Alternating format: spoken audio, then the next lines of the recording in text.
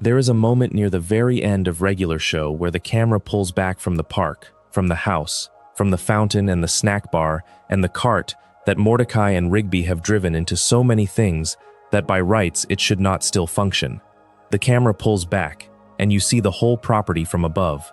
And then it keeps going, past the city, past the atmosphere, into space. And you realize that this little park, this place where two slackers spent 8 seasons trying to avoid mowing the lawn, was always the center of the universe. Not metaphorically, literally.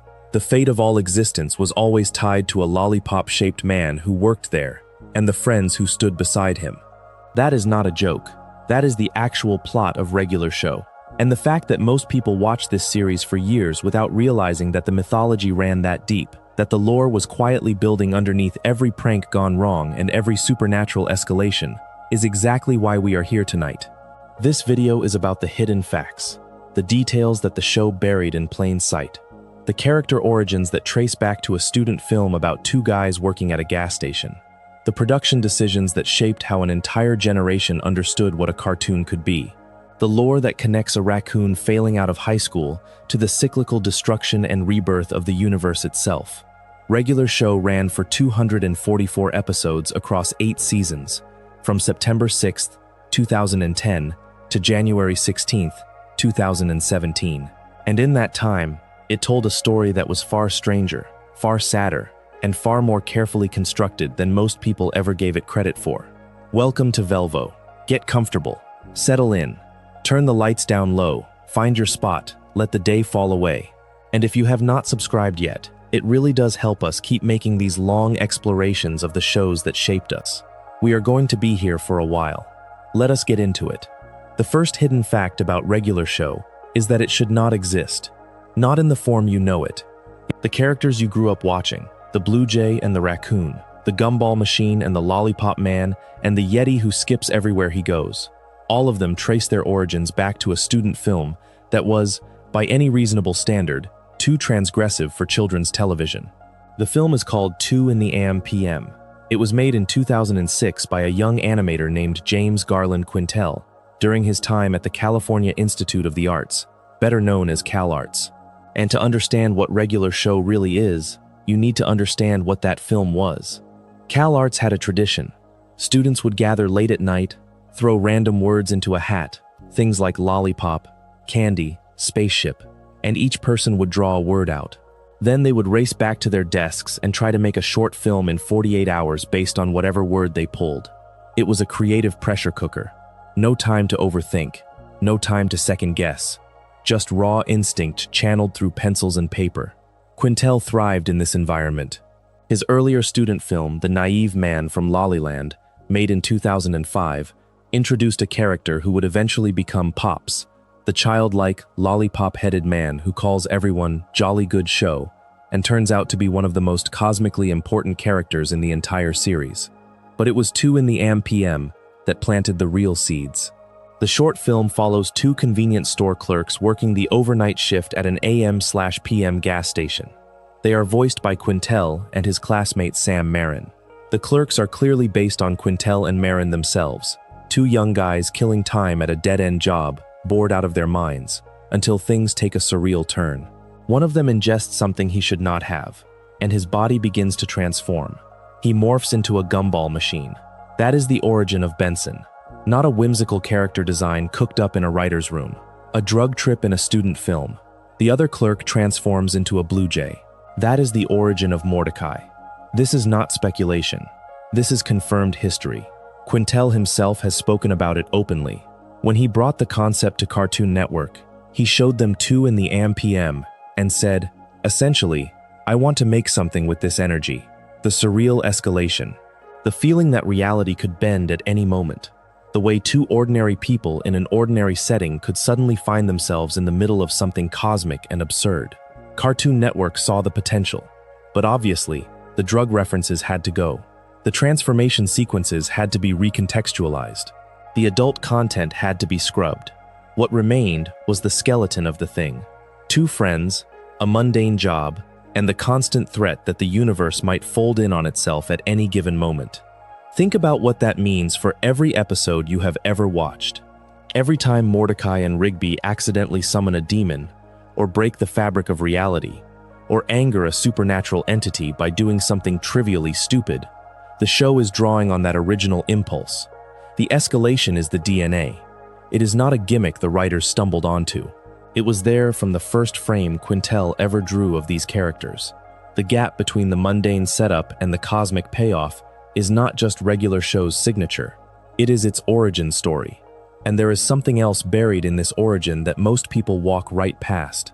Sam Marin, the friend who helped Quintel make those student films, went on to voice not one, not two, but three of the main characters in regular show: Benson, Pops, Muscle Man.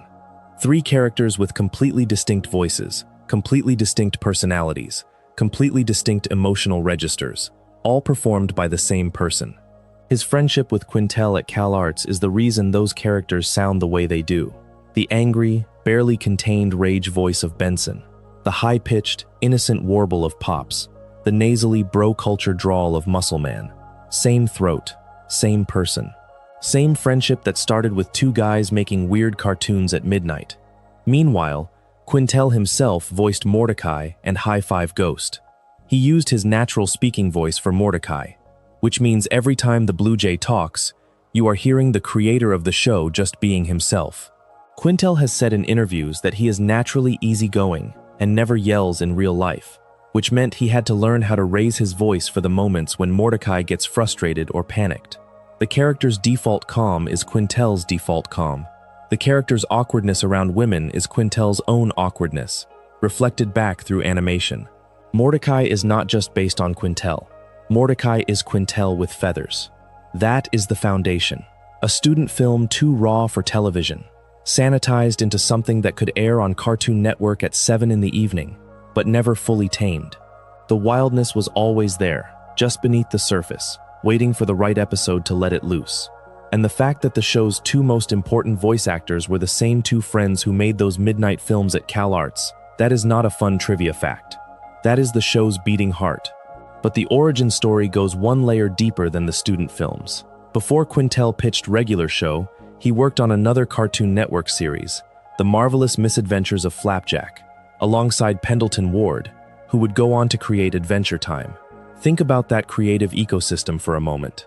The same studio, the same network, the same era, produced both regular show and Adventure Time, two of the most influential animated series of the 2010s. Quintel and Ward were colleagues. They shared ideas, shared techniques, shared a vision for what animation could be when it stopped talking down to its audience.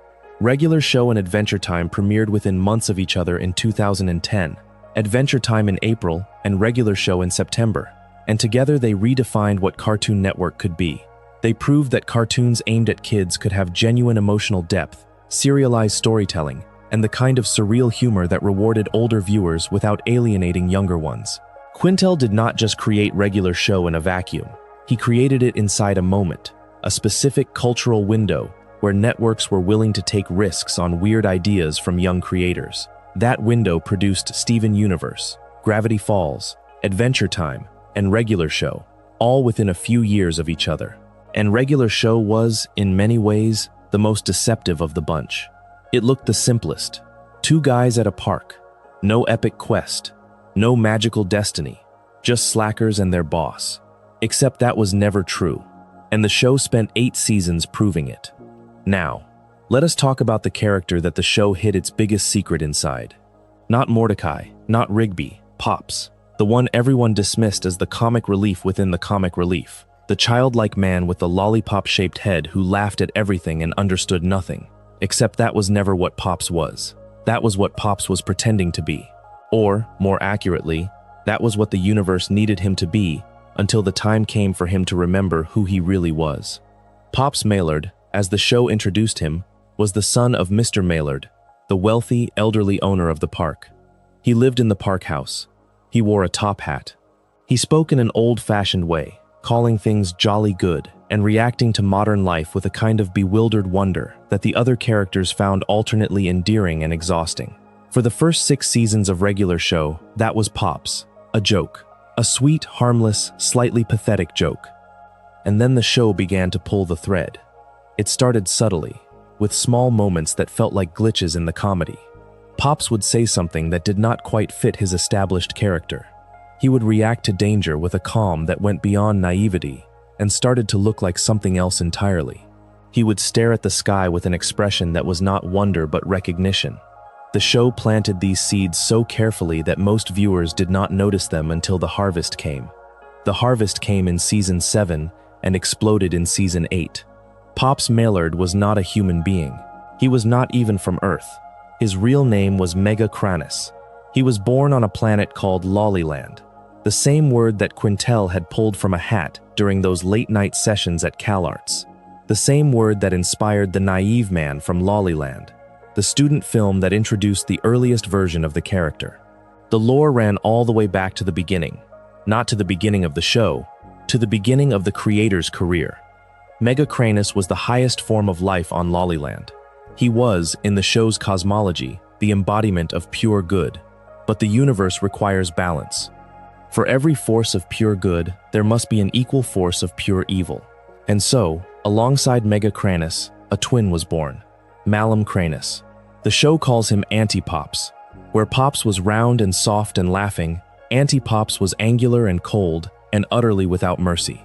They were two halves of a cosmic equation, and they were destined to fight. Here is where the lore becomes something genuinely staggering in its ambition. Pops and Anti-Pops did not fight once. They fought every cycle of the universe.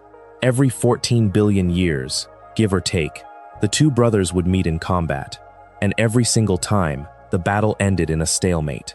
Their perfectly balanced powers would cancel each other out, and the resulting collision would reset the entire universe. Everything would begin again, new stars, new planets, new life, new versions of the same people, making the same choices, until the cycle brought the brothers back to the same battlefield. Let that sit for a moment. Regular Show, the cartoon about two slackers at a park, contained within its mythology a universe that had been destroyed and recreated an unknowable number of times, all because of a character that the audience had spent years laughing at for being too innocent to understand what a cell phone was. The show never played this for absurdity. When the truth about Pops was revealed, it was treated with the weight of genuine tragedy. Pops had lived through every cycle. He had fought his brother countless times. He had watched the universe end and begin again, over and over, and each time he had chosen to forget. Each time he had allowed himself to become innocent again, to become the childlike figure who laughed at everything and called everyone good show, because the alternative was to carry the memory of infinite destruction inside his mind. That is not the behavior of someone who does not understand the world. That is the behavior of someone who understands it too well and has chosen to look away. And there was someone with him through every cycle. Skips, the Yeti who skips everywhere he goes, who can fix anything, who has been alive for centuries. Skips was not just Pops's co-worker.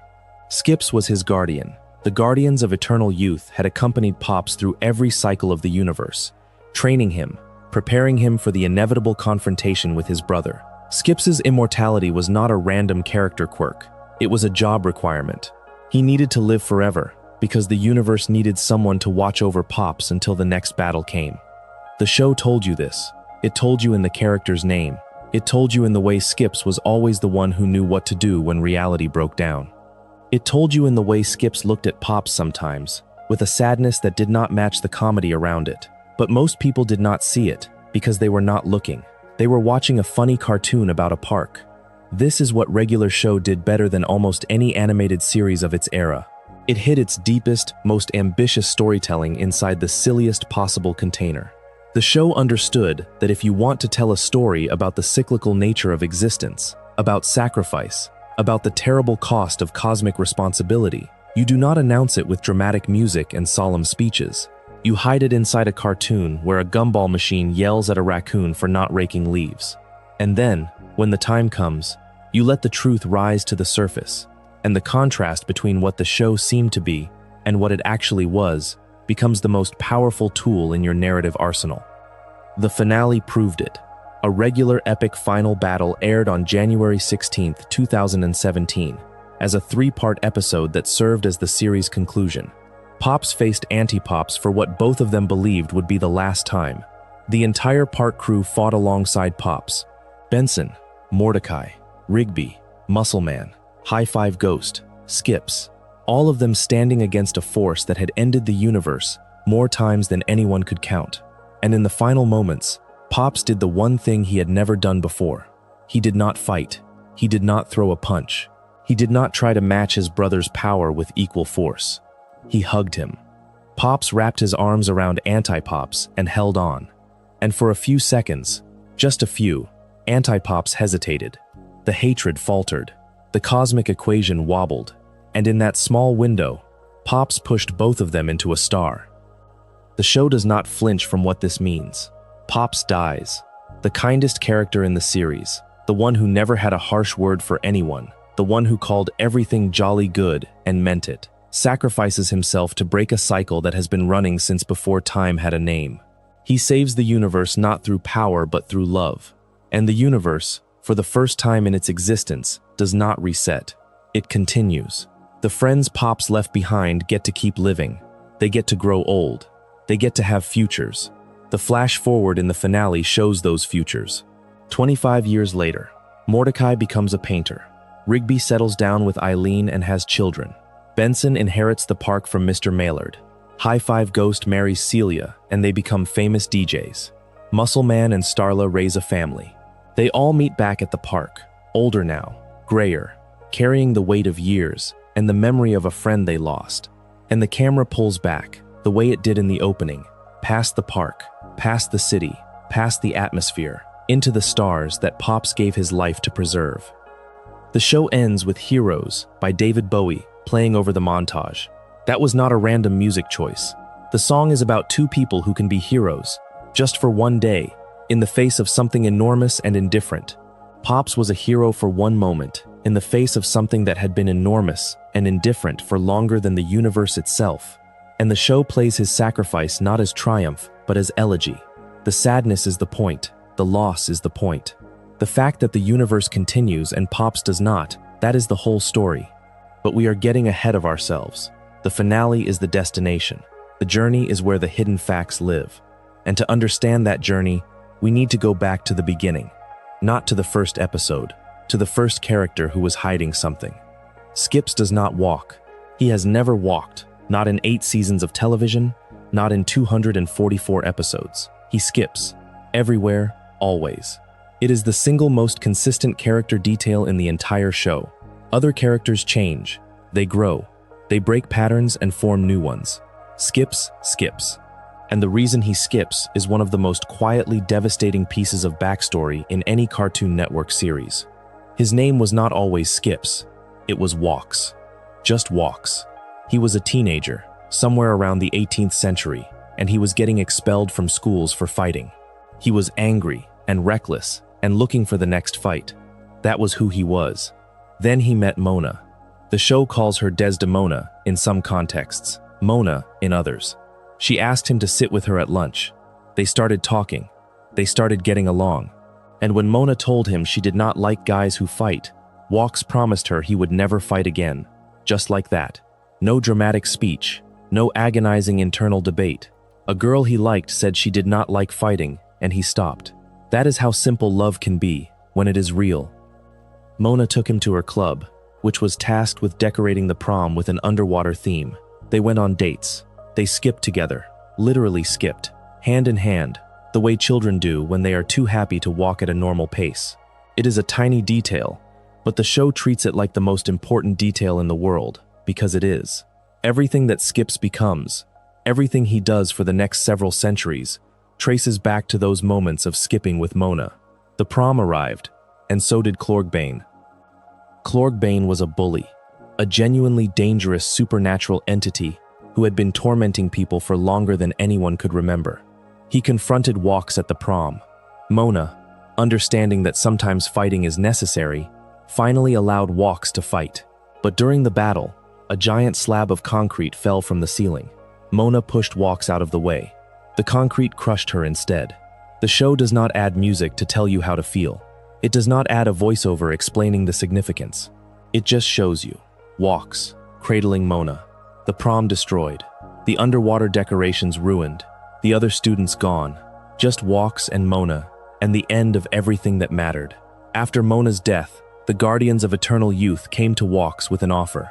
They would make him immortal, so that he could fight Clorgbane every 157 years, keeping the bully in check across the centuries. But they warned him, immortality comes with a price. You will watch everyone you love grow old and die while you remain unchanged. You will outlive every friendship, every connection, every human being you ever care about. Walks said yes. He said yes because he had already lost the one person he could not live without. The warning meant nothing to him. What was the threat of future loss to someone who had already lost everything?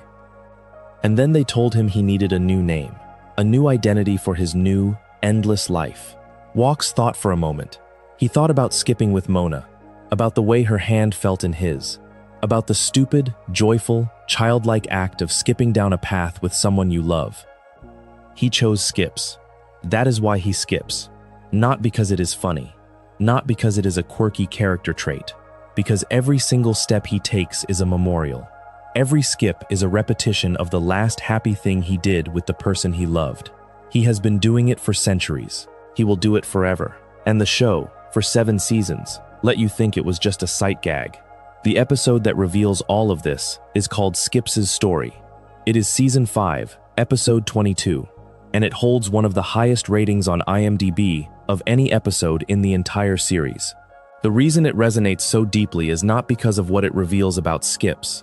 It is because of what it reveals about the show. Regular show was always doing this. It was always hiding pain inside comedy, tragedy inside absurdity, the weight of centuries inside a character detail that looked like a joke. Think about every time you watched Skips skip across the screen and thought nothing of it. Think about every time the other characters treated it as normal, as just the way Skips is. None of them know why he does it. None of them have ever asked. He has been carrying this grief in his body, in his movement, in the rhythm of his steps, for longer than any of them have been alive. And the show just let him carry it, quietly, without comment, without a single moment where someone stops and says, "Are you okay?" That is not the behavior of a show that does not care about its characters. That is the behavior of a show that cares so deeply, it is willing to let the audience sit with something uncomfortable. The absence of acknowledgement is the point. Grief does not always announce itself. Sometimes it just becomes the way you move through the world. There is a version of Benson that the show hints at throughout its entire run, but never quite shows you directly until you piece the clues together yourself. On the surface, Benson is the angry boss, the gumball machine who screams at Mordecai and Rigby, whose face turns red, whose entire body vibrates with rage when he discovers that his employees have, once again, failed to complete the simplest possible task. He is the authority figure in a show about resisting authority. He is the straight man in a world that refuses to be straight. He is, for most viewers, the least sympathetic main character, because who roots for the boss? But the show tells you exactly why Benson is the way he is. It tells you in the episode Think Positive, which aired during Season 3, and what it tells you changes everything about how you understand him. In Think Positive, it is revealed that Benson grew up in a family that communicated through yelling, not arguing, yelling. His family told him, directly, that he would never get what he wanted in life unless he yelled for it. That is not a personality trait. That is a scar. Benson does not scream at Mordecai and Rigby because he enjoys it. He screams because that is literally the only communication tool his family ever gave him.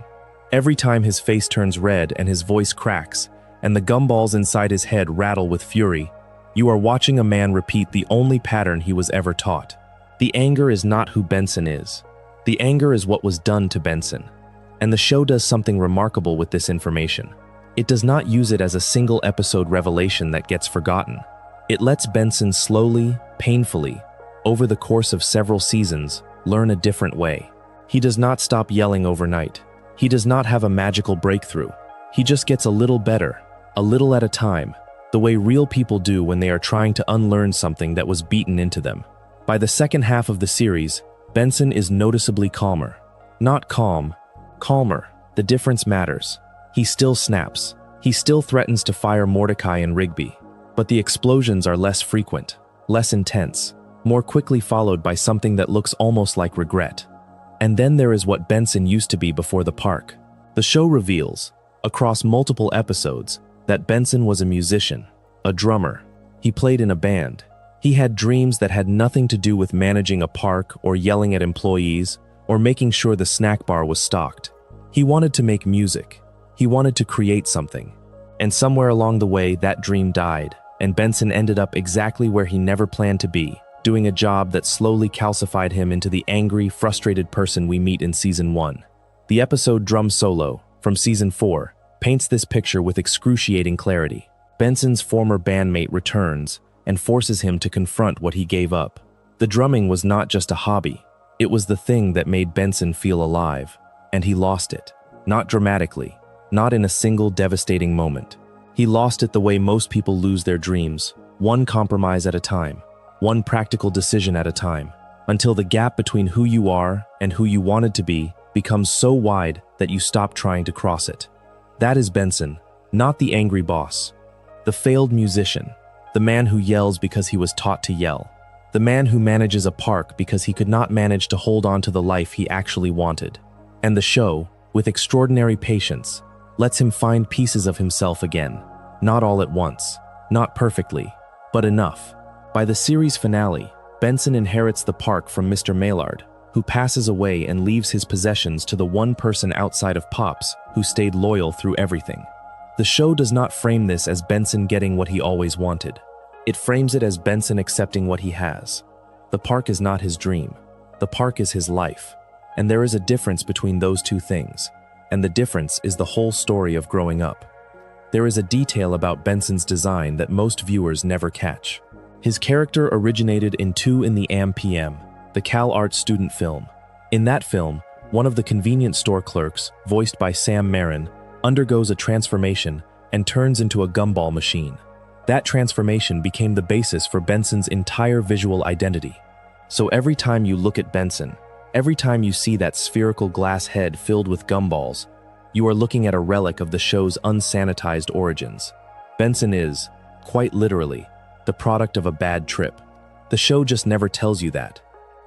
And Sam Marin, the man who voices Benson, also voices Pops and Muscle Man. 3 of the 6 main characters, performed by one actor, each voice so distinct that most viewers never realize they are hearing the same person. Marin met Quintel at CalArts. They made those student films together. And Marin carried 3 entirely separate human beings inside his performance for 8 seasons, never letting one bleed into another, never dropping the mask.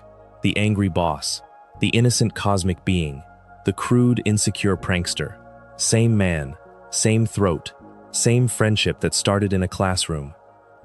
Think about the craft required for that.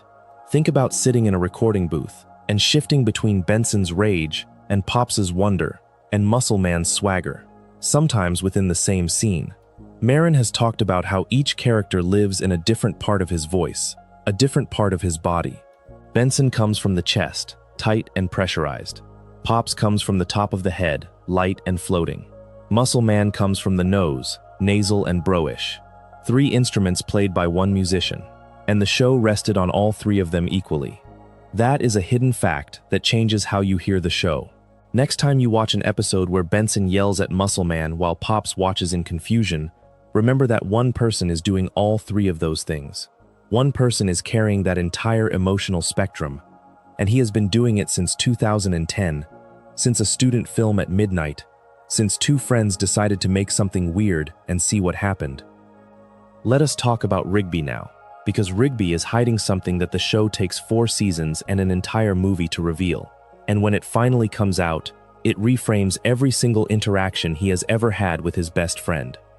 Rigby does not have a high school diploma. That much the show establishes early. In the Season 2 episode More Smarter, Mordecai and Rigby get into an argument about who is more intelligent. Mordecai taunts Rigby about dropping out of high school, and Rigby, stung, tries to get a diploma online. Instead, he finds an advertisement for Brain Max, a green liquid that enhances intelligence. Both of them drink it. Both of them become hyper-intelligent. Both of them become so smart that the people around them seem primitive and incomprehensible, speaking in what sounds like caveman grunts. It is played for comedy, and it is genuinely funny. But underneath the comedy is a real wound. Rigby did not finish high school. He carries that failure with him every day, and the show, characteristically, wraps that pain in a joke and moves on. But the show does not forget. It never forgets. And in 2015, regular show The Movie reveals the full truth about why Rigby dropped out, and the truth is worse than anyone expected.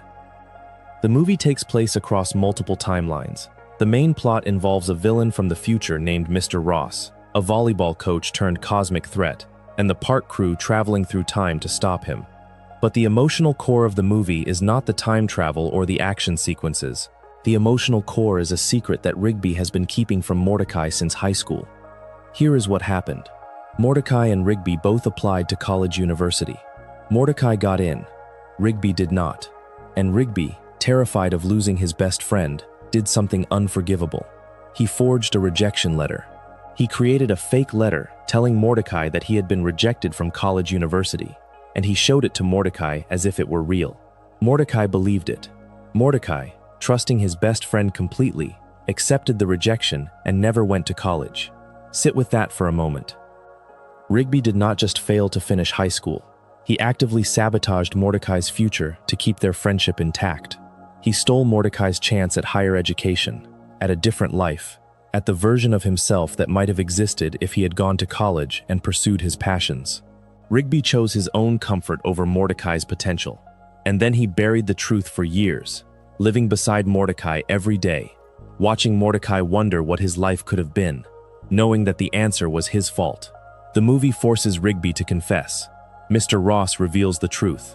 And Mordecai's reaction is exactly what you would expect. He ends the friendship. He is furious. He is betrayed. He is devastated.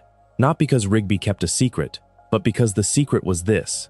The person Mordecai trusted most in the world looked at Mordecai's future and decided to destroy it rather than face the possibility of being left behind.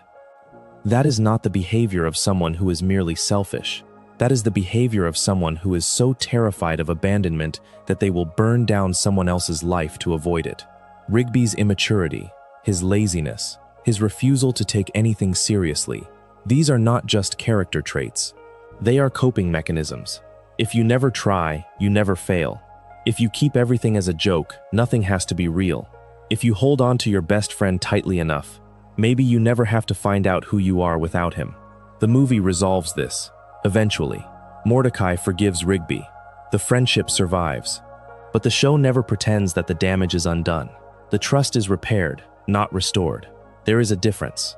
And the fact that regular show chose to put this kind of emotional complexity into a movie that also features time travel and robot villains tells you everything about what kind of show it actually was. The action was always the vehicle. The emotional truth was always the cargo. And then the show does something even more remarkable with Rigby. It lets him grow. Season 7 is, in many ways, Rigby's season. The major arc revolves around his decision to go back to school and get his high school diploma. Not because anyone forces him, not because the plot requires it, because of Eileen. Eileen Roberts, the mole who works at the coffee shop. The quiet, intelligent, unassuming woman who developed a crush on Rigby early in the series and waited, patiently, for him to notice her. Rigby did not notice her. Not for a long time. He was too busy chasing the next distraction, the next game, the next scheme. Eileen was always there, always kind, always interested, and Rigby looked right through her. But the show, with its characteristic patience, let the relationship develop at its own pace. Small moments. A campfire where Eileen starts a fire without matches, and Rigby says that is cool. A holiday party where Rigby wraps a gift for her and kisses her on the cheek. A quiet admission, buried in a larger episode, that they have been dating for months. The show never made Rigby and Eileen's relationship the center of an episode the way it did with Mordecai's romances. It let it happen in the margins, in the background, in the spaces between the main plot. And that restraint made it feel more real than any of Mordecai's dramatic love triangles. In the episode The Eileen Plan, Rigby discovers that Eileen has ambitious plans for her future. She has goals. She has direction. She knows what she wants. And Rigby, looking at himself through her eyes, realizes that he has none of those things. He is a high school dropout working a dead-end job at a park. He has no diploma. He has no plan. He has nothing to offer the woman he loves except himself, and he is not sure that is enough. So he goes back to school, quietly, without fanfare. He does not announce it to the group. He does not make a speech about self-improvement. He just starts showing up to classes. He takes a math class. He takes a PE class where his old bully turns out to be the substitute teacher.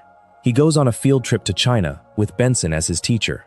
He faces every humiliation that comes with being an adult in a room full of teenagers, and he does it anyway, because Eileen made him want to be better than he was. The Season 7 finale, Rigby's Graduation Day Special, aired on June 30th, 2016. It is exactly what the title says. Rigby graduates. He gets his high school diploma. The ceremony is real. The diploma is real. The growth is real.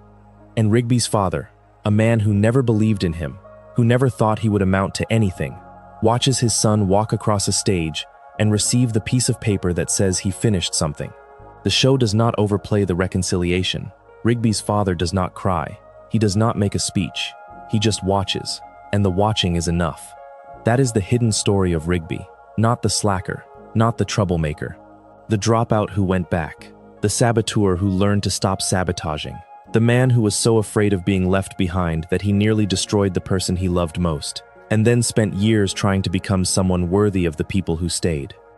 If you are finding yourself drawn into these layers of the show, consider subscribing. It genuinely helps us keep making these deep explorations.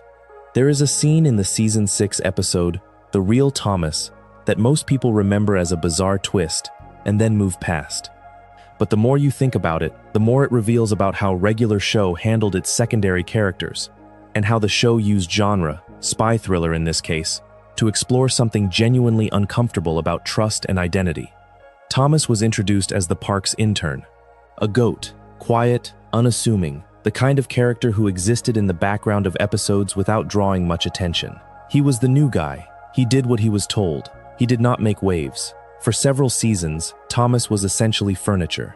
He was there, but he did not matter. And then the show revealed that Thomas was a Russian spy. His real name was Nikolai. He was born in Kiev. He had been sent to America to infiltrate the park and steal it for Russia using massive rockets, as part of a plan to improve Russian parks. That sentence sounds absurd, and it is. Regular show leaned into the absurdity fully, but underneath the absurdity, the show was doing something surprisingly sophisticated. Thomas had been lying to everyone from the moment he arrived. Every interaction, every shared meal, every moment of camaraderie, all of it was built on a foundation of deception. He spoke with an American accent that was not his own. He used a name that was not his own. He presented a version of himself that was specifically designed to be forgettable, specifically designed to not draw attention, because attention would have exposed the lie. And here is the part that makes it interesting. When Thomas discovered that Russia's actual plan was not to steal the park but to blow it up, killing everyone on it, he turned. He double-crossed his own government to save the people he had been lying to. The show asks you to sit with a question that does not have a comfortable answer. If someone lies to you for years, and the lie was part of a mission to destroy you, but they ultimately chose you over the mission, what is the lie worth? What is the choice worth? The show does not answer the question cleanly. Thomas leaves. He cannot stay at the park after the truth comes out. The trust is broken, but the show makes it clear that the friendships Thomas formed, even though they were built on deception, were real to him. He really did like these people. He really did care about them. The spy mission was the lie. The friendship was the truth, but the truth was wearing the lie's clothes the whole time, and nobody could tell them apart. It is a remarkably mature piece of storytelling for a show about a gumball machine yelling at a raccoon, and the detail that makes it land is the accent. Before the reveal, Thomas spoke with a flat American accent.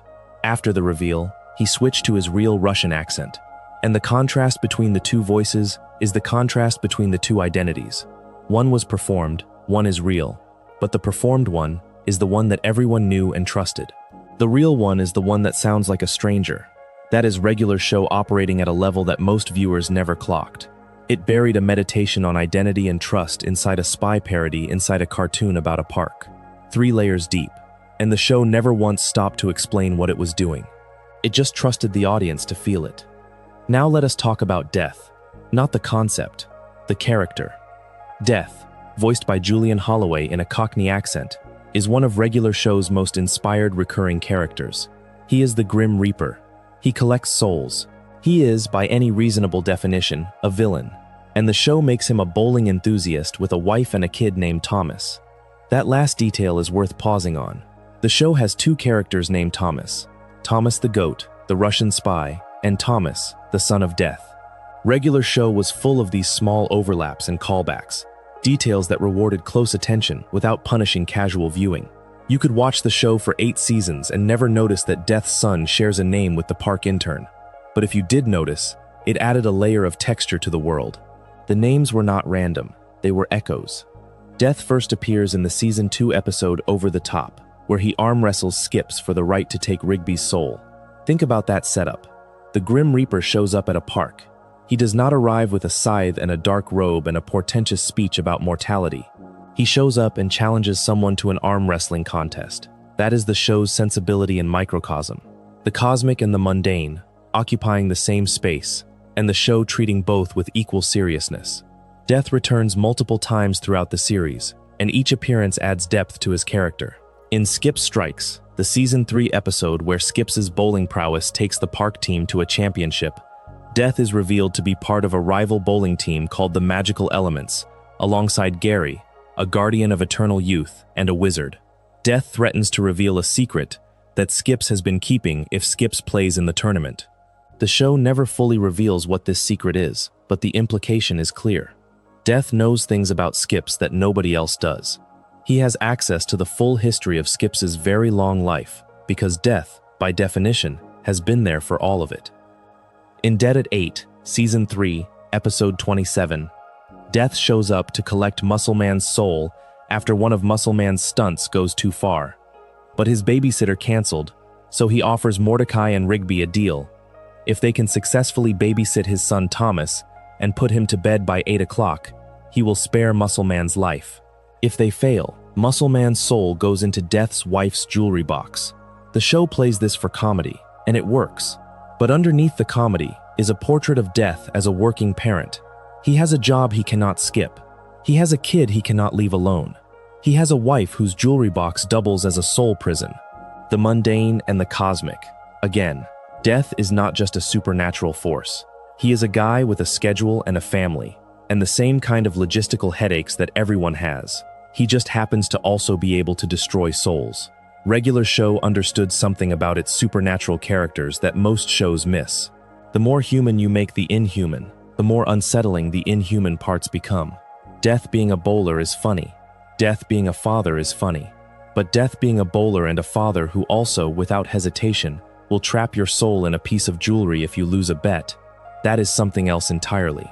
The contrast does not diminish the threat, it amplifies it.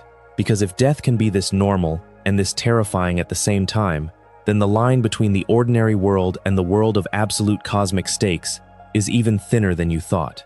And in regular show, that line was always tissue paper thin.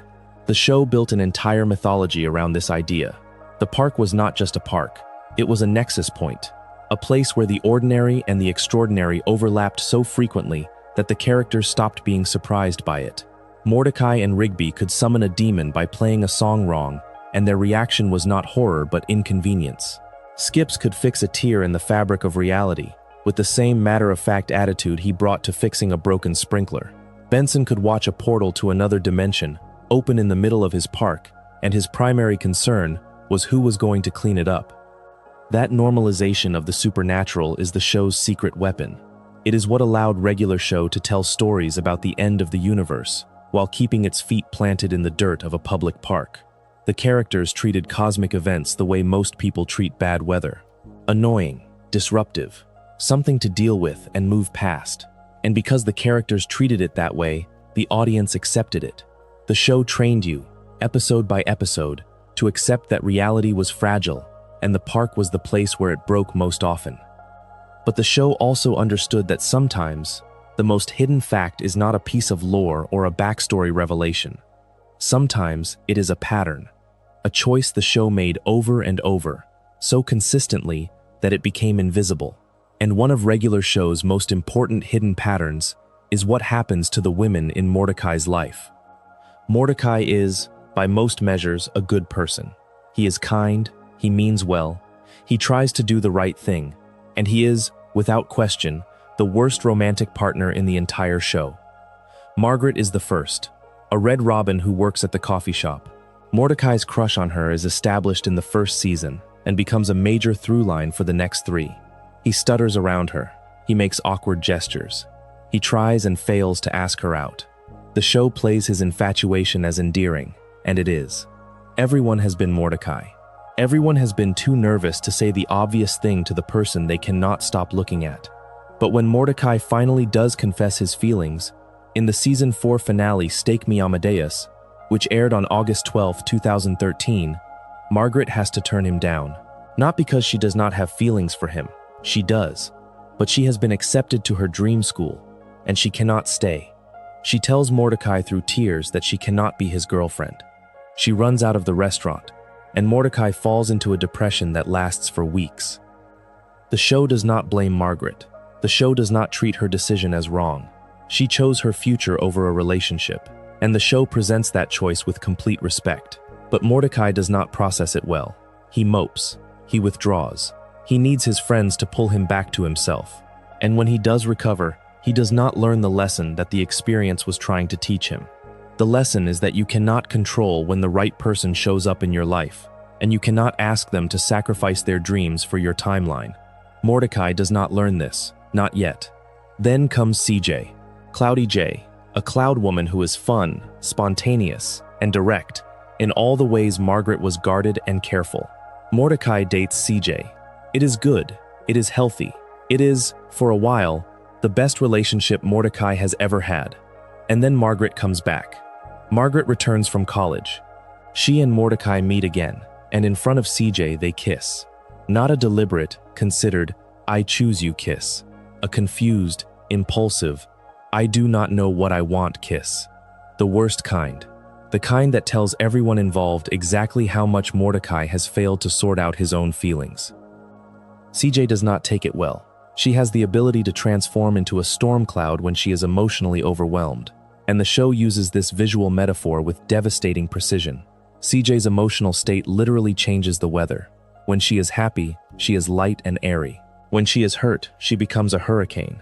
And Mordecai hurt her, not through malice, through indecision, through the specific cruelty of someone who wants to be good but cannot commit to a choice. The love triangle stretches across Season 5 and Season 6. Margaret admits to CJ that she still has feelings for Mordecai. CJ asks Mordecai to choose. Mordecai cannot. He stalls. He deflects. He does the thing that indecisive people always do. He waits for the situation to resolve itself, hoping that if he avoids the choice long enough, someone else will make it for him. In the Season 6 finale, Dumped at the Altar, which aired on June 25, 2015, the situation collapses. At Muscle Man and Starla's wedding, Mordecai causes a scene that disrupts the ceremony. CJ breaks up with him. The relationship is over. And the show does not treat CJ's departure as a loss for Mordecai. It treats it as a consequence. Mordecai did not lose CJ because of bad luck or bad timing. He lost her because he could not be honest with her or with himself. And the show, remarkably, does not redeem him for this. It lets the failure stand. It lets the pain be real. It lets CJ walk away and does not bring her back. Matt Price, a head writer on the series, confirmed after the show ended that CJ went on to become a professional dodgeball player and had not spoken to Mordecai in years. Their relationship was pretty much dead. The show's own writer described his protagonist's romantic failure with that kind of bluntness. That is not the behavior of a show that coddles its characters. That is the behavior of a show that respects them enough to hold them accountable.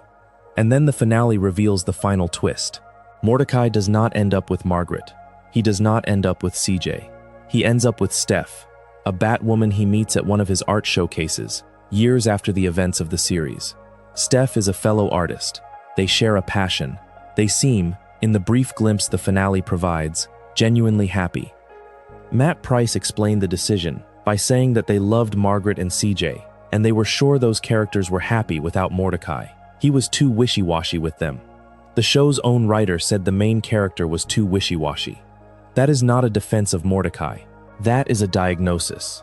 The show spent 8 seasons showing you a man who could not commit, and then, in its final moments, showed you that the solution was not committing harder. The solution was growing up, becoming someone different, meeting someone new from a place of maturity rather than insecurity. Mordecai did not need to win Margaret or CJ back. He needed to become the kind of person who would not hurt them in the first place. That is the hidden story of Mordecai's love life. Not a romance, a character study, not about who he chose, about who he had to become before he was capable of choosing anyone. Now, let us talk about Muscle Man. Because Muscle Man is hiding something that the show tells you in almost every episode, something so obvious that it becomes invisible, and it is this. Muscle Man does not like himself. His real name is Mitchell Sorenstein, Mitch. The show reveals his surname in the episode Muscle Woman, and his full first name in Cube Bros. He is not muscular. He is overweight. He is green-skinned. He takes his shirt off constantly, not as a display of confidence, but as a compulsive behavior that looks like confidence if you do not look too closely. And he makes my mom jokes. The my mom jokes are regular show's most persistent running gag.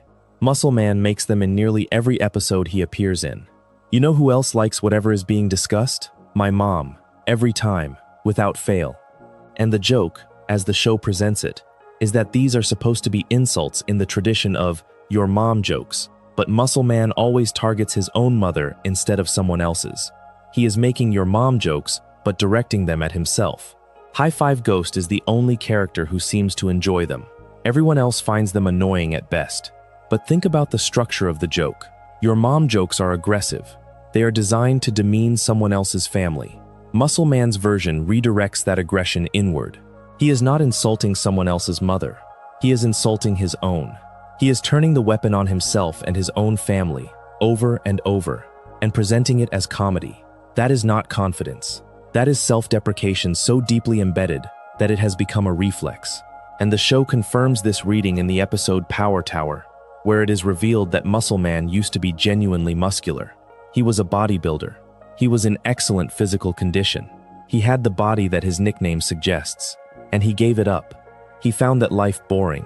He stopped working out. He let his body change. And then he kept the nickname, wearing it like a costume that no longer fits, a daily reminder of who he used to be and who he chose to stop being. That is a very specific kind of sadness. The sadness of someone who had something and walked away from it, not because it was taken, but because they decided it was not worth keeping. Muscle Man chose to stop being the person his name describes. He chose to become the person who makes jokes about his own mother, and takes his shirt off and acts like nothing matters. And the show lets you laugh at him for 7 seasons before it tells you why. But Muscle Man is also the character who gets the show's most genuine love story. Not Mordecai, Muscle Man. His relationship with Starla is, despite its outward grossness and loudness, the healthiest romantic relationship in the entire series. They fight, they make up. They are crude and physical and embarrassing and deeply, completely in love. When Muscle Man proposes to Starla, the show plays it straight. No irony, no undercutting. Just a man who has spent his whole life performing a version of masculinity that is not quite real, asking a woman who sees through the performance to spend her life with him. Their wedding, in the season 6 finale, is disrupted by Mordecai's love triangle drama. And Muscle Man's anger at Mordecai for ruining the ceremony is not played for comedy. It is played as righteous fury. This was his day, his moment. The one time the show gave Muscle Man the spotlight without making him the butt of a joke. And Mordecai's inability to manage his own feelings stole it. The show gave Muscle Man what it denied Mordecai. A relationship built on honesty rather than indecision. Muscle Man and Starla are together because they choose to be, loudly and unambiguously, every day. There is no love triangle. There is no will they won't they. There is just 2 people who are exactly weird enough for each other, holding on tight. And in the finale's flash forward, they are still together, still married, raising a family, still loud, still crude, still themselves. The show's most outwardly ridiculous character got its most emotionally stable ending, and there is something quietly beautiful about that. Let us go deeper now. Let us talk about the episode that sits at the exact center of regular show's hidden mythology, the one that connects the park to the cosmos and the comedy to the catastrophe. The episode is Exit 9B. It is the season 4 premiere. It aired on October 1st, 2012, and it is the episode where regular show stopped pretending to be a simple comedy and revealed, for the first time, the full scope of what it was building. The setup is deceptively straightforward. 2 months have passed since the end of Season 3. The park has been seized by a mysterious contractor. Mordecai and Rigby's friends have been brainwashed. A highway interchange, Exit 9B, is being constructed over the park, literally paving over the place where the characters live and work. And the mysterious stranger behind it all reveals himself, Garrett Bobby Ferguson Jr., the son of Garrett Bobby Ferguson, the giant floating head from the Season 2 episode High Score. This is important. The show was only in its 4th season. It had aired roughly 80 episodes, and already it was mining its own continuity, reaching back to early episodes and pulling forward consequences that nobody expected. Garrett Bobby Ferguson, the floating head whose universe High Score was beaten by Mordecai and Rigby, had a son, and that son wanted revenge, not for anything grand or cosmic, for something petty and personal. His father was humiliated by 2 park workers, and the son wanted to humiliate them back. The show frames this as a villain origin story, and it is. But it is also something more subtle. It is the show acknowledging that actions have consequences that extend far beyond the episode in which they occur. Mordecai and Rigby beat a high score. A floating head exploded. A son swore vengeance. A park was seized. Friends were brainwashed. An army of villains was summoned from the underworld, all because of an arcade game. And that army is the real hidden treasure of Exit 9B. When Garrett Bobby Ferguson Jr. activates his portal, dozens of villains from previous episodes emerge. Every monster, every demon, every supernatural threat that Mordecai and Rigby had defeated over the first 3 seasons, all of them come back. The show reaches into its own history and pulls forward every antagonist it has ever created, all at once, in a single overwhelming sequence. But Skips, being Skips, has a counter. He can summon allies, and he does. Gary, Death, Tecmo, the technomancer cyborg who was once a human named Samson, the god of basketball, the guardians of eternal youth. All of the supernatural allies the park crew has accumulated over 3 seasons of chaos. An army of heroes to match the army of villains. Exit 9B is the episode that proved regular show had been building something all along. Every seemingly standalone episode, every monster of the week, every one-off villain, they were all part of a larger fabric. The show was keeping score. It was remembering. And when the time came to cash in that accumulated history, it did so with a confidence that suggested this was always the plan. That even when the show seemed to be telling disposable, self-contained stories about haunted VHS tapes and cursed arcade machines, it was actually building a world with memory. A world where nothing was truly forgotten and everything could come back. That is a hidden fact about regular show that changes how you watch every episode. Nothing is throwaway. The villain from one early episode might return in Season 4. The ally from Season 2 might save the day in Season 8. The show treated its own history like a living archive, and Exit 9B was the first time it opened the vault and let the audience see how much was stored inside. Now, there is another layer to this show that runs beneath everything we have discussed so far. It is not a character or a plot point. It is a tradition, an annual ritual that the show performed 6 times across its run, and each time, it told you something about the characters that the regular episodes never could. The tradition is called Terror Tales of the Park. Every Halloween, starting with Season 3 in 2011 and continuing through Season 8 in 2016, regular show produced a special anthology episode. The format was always the same. The park crew gathers in some location, a car ride, a party, a visit to Muscle Man's mother's house, and they tell each other scary stories. Each character narrates a segment, and each segment is its own self-contained horror tale. The Terror Tales episodes are, technically, not canon. The show makes that clear. The stories are fictional within the fiction. Nobody actually dies. Nobody actually becomes a zombie, or a werewolf, or a ghost. These are just stories the characters are telling each other to pass the time. But that is exactly what makes them so revealing. The stories a person tells when they are trying to scare their friends are not random. They are projections. They are fears wearing costumes. And if you pay attention to which character tells which kind of story, the Terror Tales episodes become a hidden map of the park crew's inner lives. Rigby's stories tend to involve transformation and loss of control.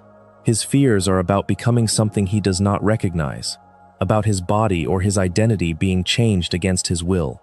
That tracks with a character who spent the entire series struggling against the version of himself that he was afraid he would become. A failure, a dropout, a person who never amounted to anything. Mordecai's stories tend to involve social humiliation and romantic failure. His fears are about being seen, about being judged, about the person he likes discovering something shameful about him. That tracks with a character whose entire romantic arc was defined by the terror of being honest about what he wanted. Benson's stories tend to involve losing authority. His fears are about the world spiraling out of his control, about being unable to maintain order, about the chaos he spends his whole life fighting finally winning. That tracks with a man whose anger comes from a childhood where nothing was in his control, and whose entire adult life has been an attempt to impose structure on a fundamentally unstructured world. The show never draws these connections explicitly.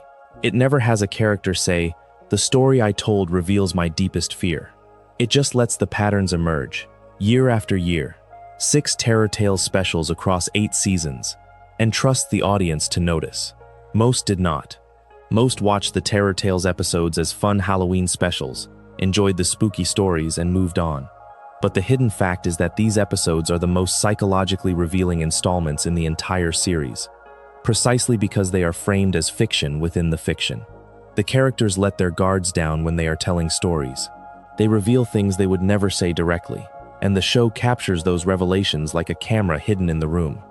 Let us talk about a character detail so subtle that it requires you to count fingers.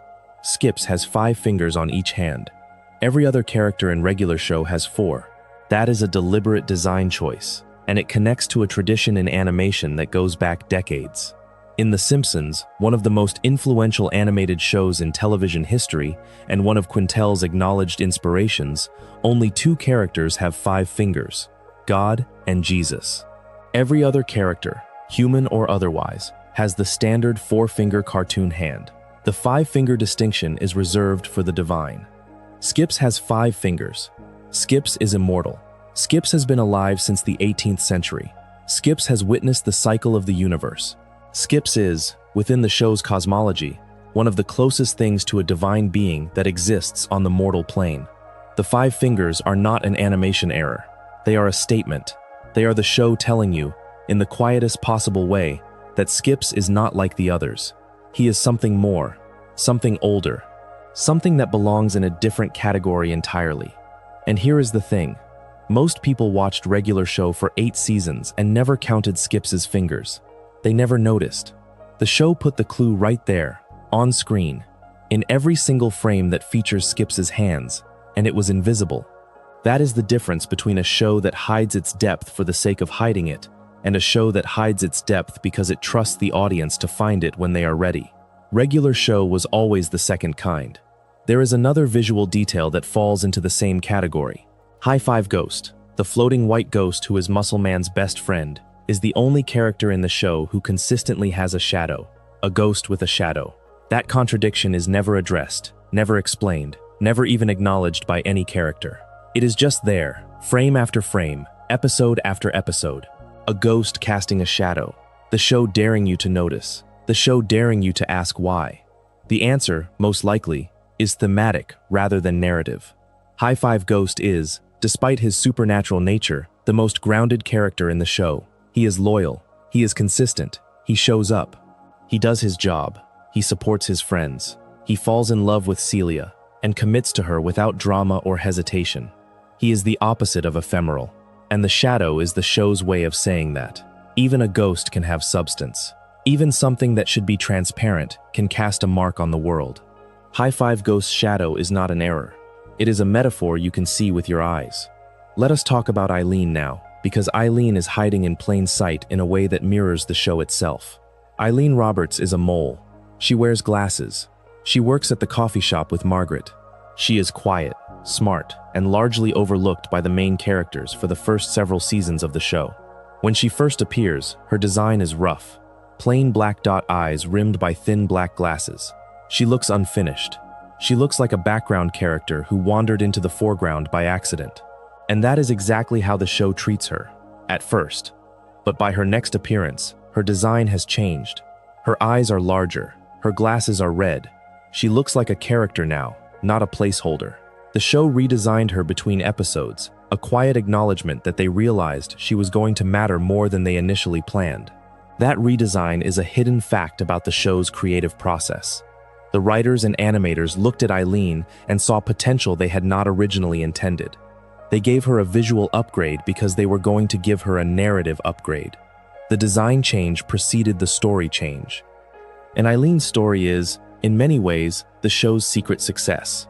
While Mordecai's romantic failures dominated the show's emotional landscape, Eileen quietly built the healthiest relationship in the series. She liked Rigby. She waited. She did not play games. She did not create drama. She did not issue ultimatums. She just existed, consistently, in Rigby's orbit, being herself, being kind, being smart, until Rigby was ready to see her.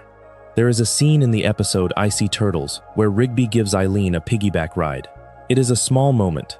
The episode is not about their relationship. It is about Turtles being captured and Rigby getting angry on Eileen's behalf. But the piggyback ride is the tell. Rigby is carrying Eileen, physically, and the show frames it not as a grand romantic gesture, but as the most natural thing in the world. He is carrying her because she is there and because he wants to. No speech, no confession, just a raccoon carrying a mole on his back because that is what you do when you care about someone. Their first kiss does not happen until the series finale. The show made them wait that long. And when it finally happens, it is not the climax of a dramatic arc. It is a quiet confirmation of something that has been true for years. They love each other. They have loved each other for a long time. The kiss is not the beginning of something. It is the acknowledgement of something that already existed.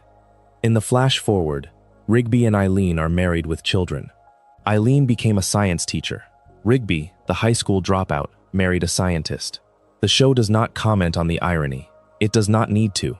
The irony is the whole point.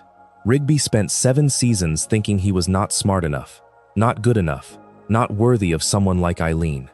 And Eileen spent 7 seasons quietly proving him wrong, not by arguing with his self-assessment, but by loving him through it until he believed her more than he believed himself.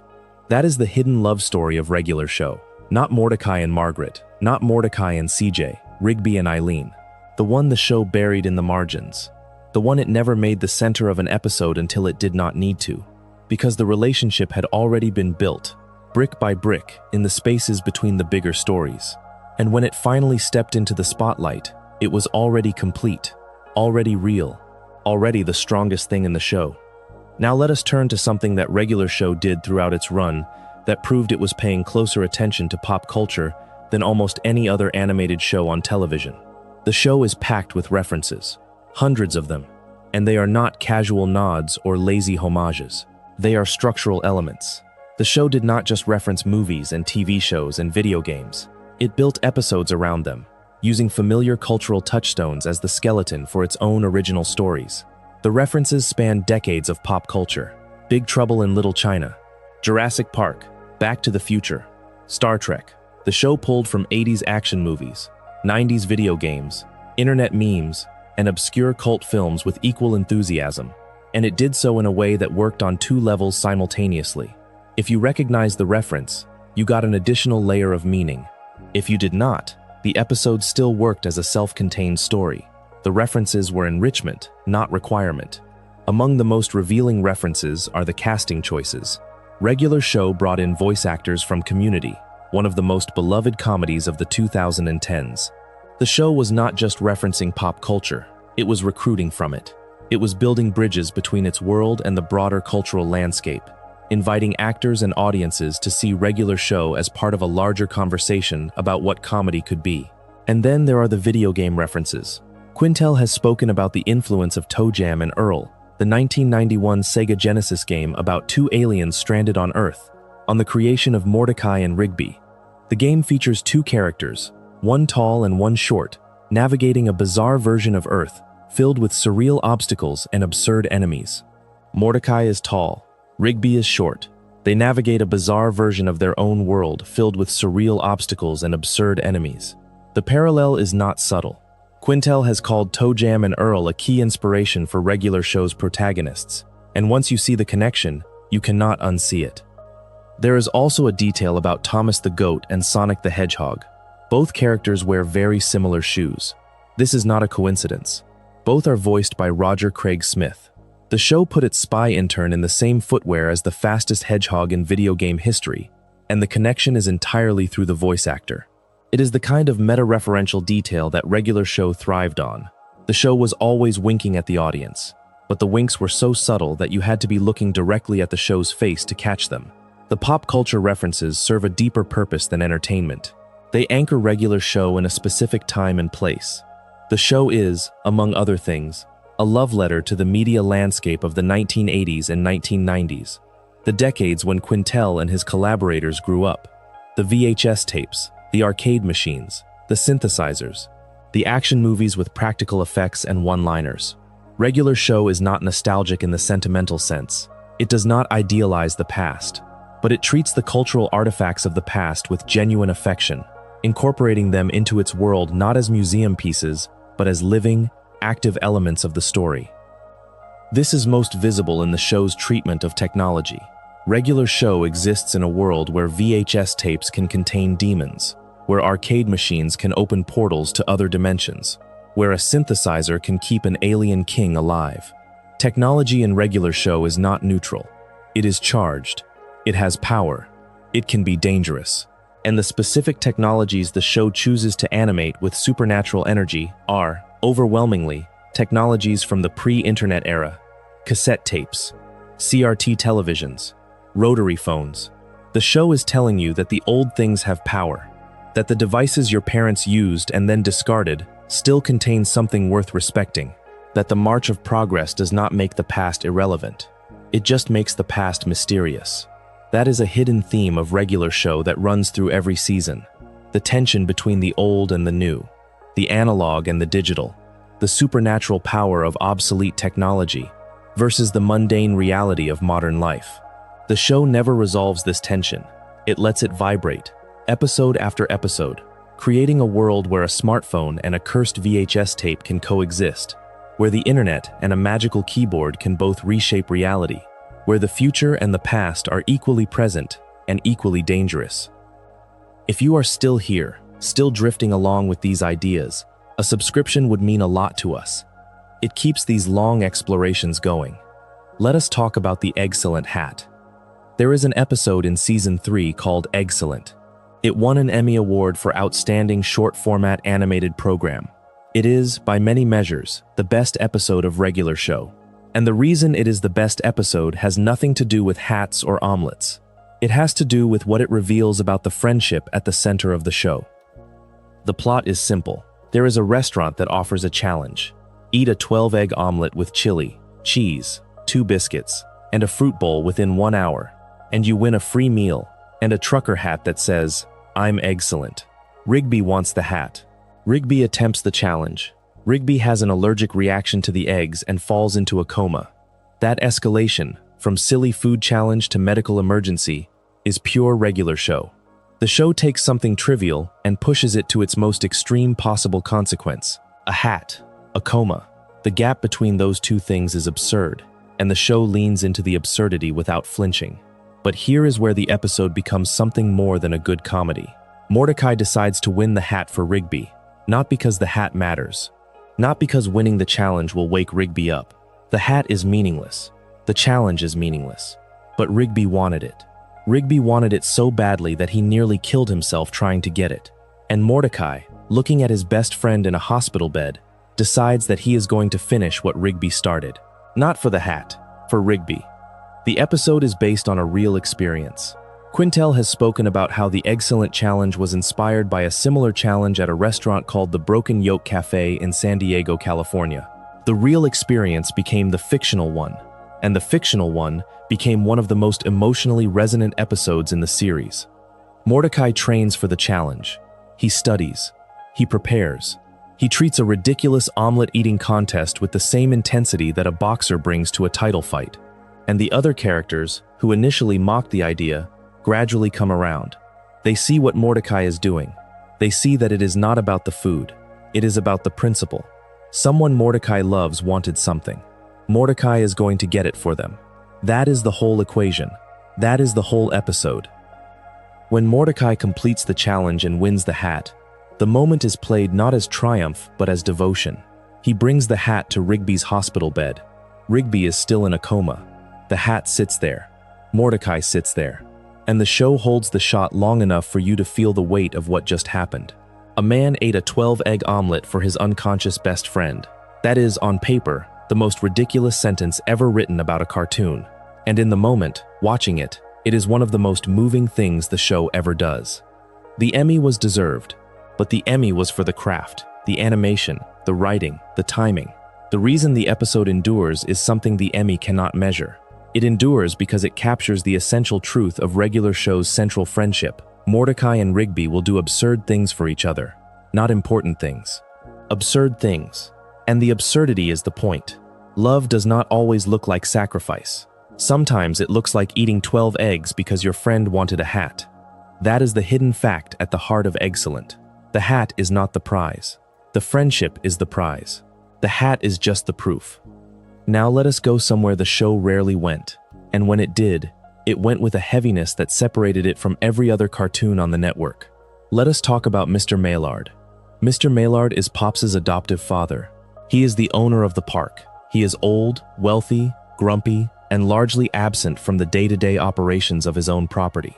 He shows up occasionally to berate Benson, to make unreasonable demands, to remind everyone that the park belongs to him and that their jobs exist at his pleasure. He is, on the surface, the show's representation of old money, of inherited power, of the generation above the main characters who controls everything without understanding anything. But the show gives Mr. Maillard a hidden depth that only becomes visible when you understand Pops's true origin. Mr. Maillard found Pops. The show reveals that when the last universal cycle ended and Pops landed on Earth, Mr. Maillard was the one who discovered him. He looked at this strange, lollipop-headed being and chose to raise him as his son. He gave him a home, a family, a place in the world. That means Mr. Maillard knew.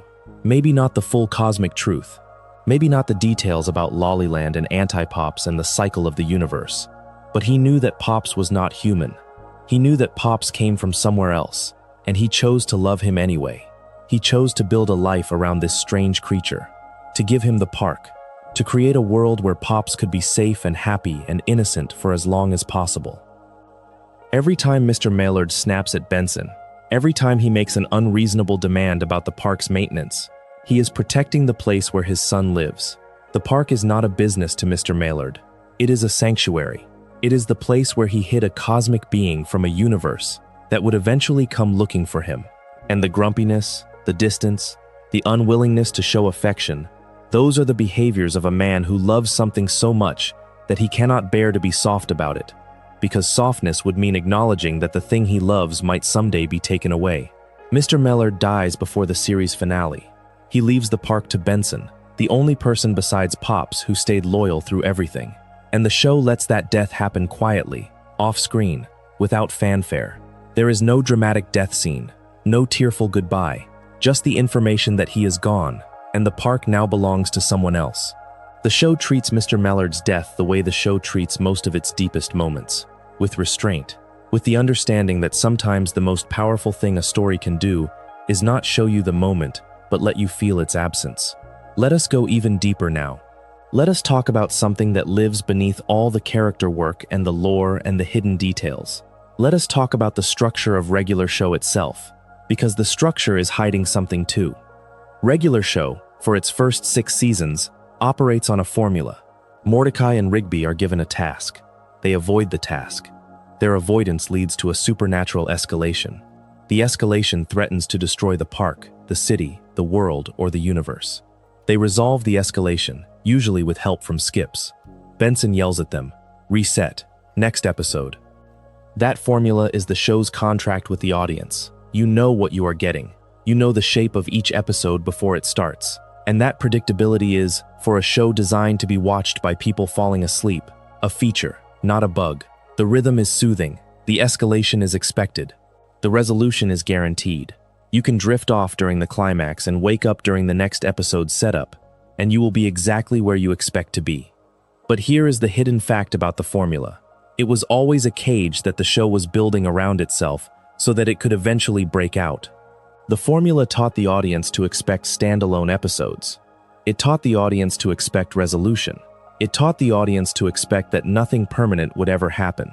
And then, slowly, starting around season 4, with Exit 9B, the show began to break its own rules. Episodes started connecting to each other. Consequences started carrying over.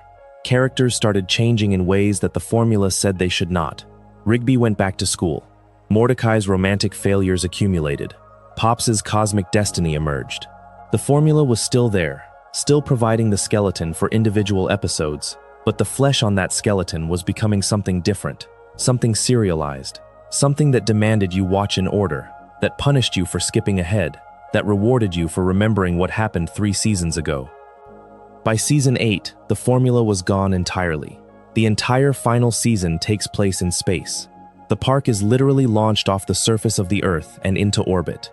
The show broke its most fundamental rule, the one that said everything happens at the park, by removing the park from the planet. And once the park was in space, the formula could not function anymore. There was no lawn to mow. There was no snack bar to stock. There was no Benson yelling about leaf raking. There was only the cosmic truth that the show had been building toward for 8 years, and the characters had to face it without the safety net of the formula. That structural evolution is regular show's deepest hidden fact. The show was not just telling stories about growing up, it was growing up itself. Its structure matured the same way its characters did. It started simple and became complex.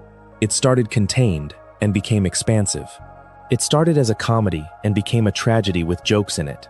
And if you watched it from beginning to end, you did not just witness a story about change, you witnessed the story changing. Season 8's space arc is the payoff for everything.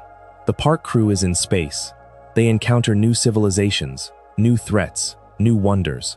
But the emotional core of the season is not the adventure. It is the revelation. Pops learns who he really is. The crew learns what Pops is destined to do. And every character is forced to confront the fact that the park, the job, the routine, the formula, none of it was ever the real story. The real story was always about Pops, about the cycle, about the universe, and they were always just the supporting cast in a cosmic drama they did not know they were part of. That reframing is devastating. Think about what it means for Mordecai and Rigby, who spent 8 seasons thinking their biggest problem was avoiding work. Think about what it means for Benson, who spent 8 seasons thinking his biggest problem was keeping the park running. Think about what it means for Skips, who knew the truth the whole time and said nothing. Every argument about raking leaves, every fight about who gets the last slice of pizza, every petty, mundane, gloriously ordinary moment of their lives at the park, all of it was happening in the shadow of cosmic annihilation, and none of them knew except the one who could not tell them. That is regular show. That is the hidden architecture of the entire series. A comedy about nothing that was always about everything. A show about 2 slackers that was always about the meaning of existence. A cartoon about a park that was always about the universe. There are production details about regular show that reveal how deliberately every aspect of the show was crafted. Details that most viewers never encounter because they exist behind the screen rather than on it. The show was premise-driven. That means every episode started not with a script but with an idea. A premise that would be pitched in the writer's room. The best ideas were sketched onto post-it notes and stuck to the walls of the conference room. Those walls, covered in post-it notes, were the show's brain made visible. Each note was a potential episode. Each note was a seed that might grow into something or might be discarded. The writer's room was not writing scripts. It was cultivating a garden of possibilities, and the best ones were selected and nurtured into full stories. Once a premise was selected, it was written as an outline, not a traditional script. The outline was then handed to storyboard artists, who would write the dialogue and draw the boards simultaneously. This is a critical distinction. In most animated shows, the script comes first, and the storyboard artists illustrate it. In regular show, the storyboard artists were the writers. They were creating the visual and verbal storytelling at the same time, which meant the show's comedy was inherently visual. The jokes were not just in the words. They were in the drawings, The timing of a gag was determined not by a writer imagining how it would sound, but by an artist imagining how it would look. Each episode produced roughly 500 storyboard pages, 2 drawings per page, with all the dialogue and direction written alongside the images. Animation director Robert Alvarez oversaw the painstaking process of bringing those boards to life, logging thousands of frames per episode by hand. For an 11-minute cartoon, that level of craft is invisible to the viewer. You cannot see the individual frames. You cannot see the thousands of drawings that went into a single episode, but you can feel them. The smoothness of the animation, the precision of the comic timing, the way a character's expression shifts at exactly the right moment to land a joke or sell an emotion. All of that is the product of meticulous, frame-by-frame work, drawn by hand, reviewed by eye, approved one at a time. About 40 people worked on each episode. Quintel was involved in virtually every stage of production: the writer's room, the storyboard reviews, the animation approvals, the voice recording sessions.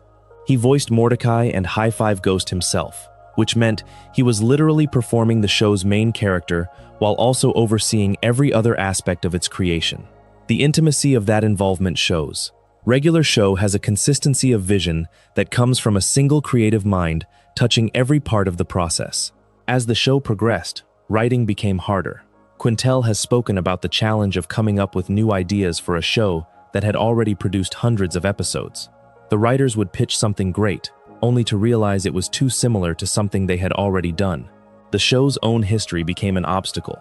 The more episodes they made, the fewer unused ideas remained. And yet the show never resorted to obvious repetition.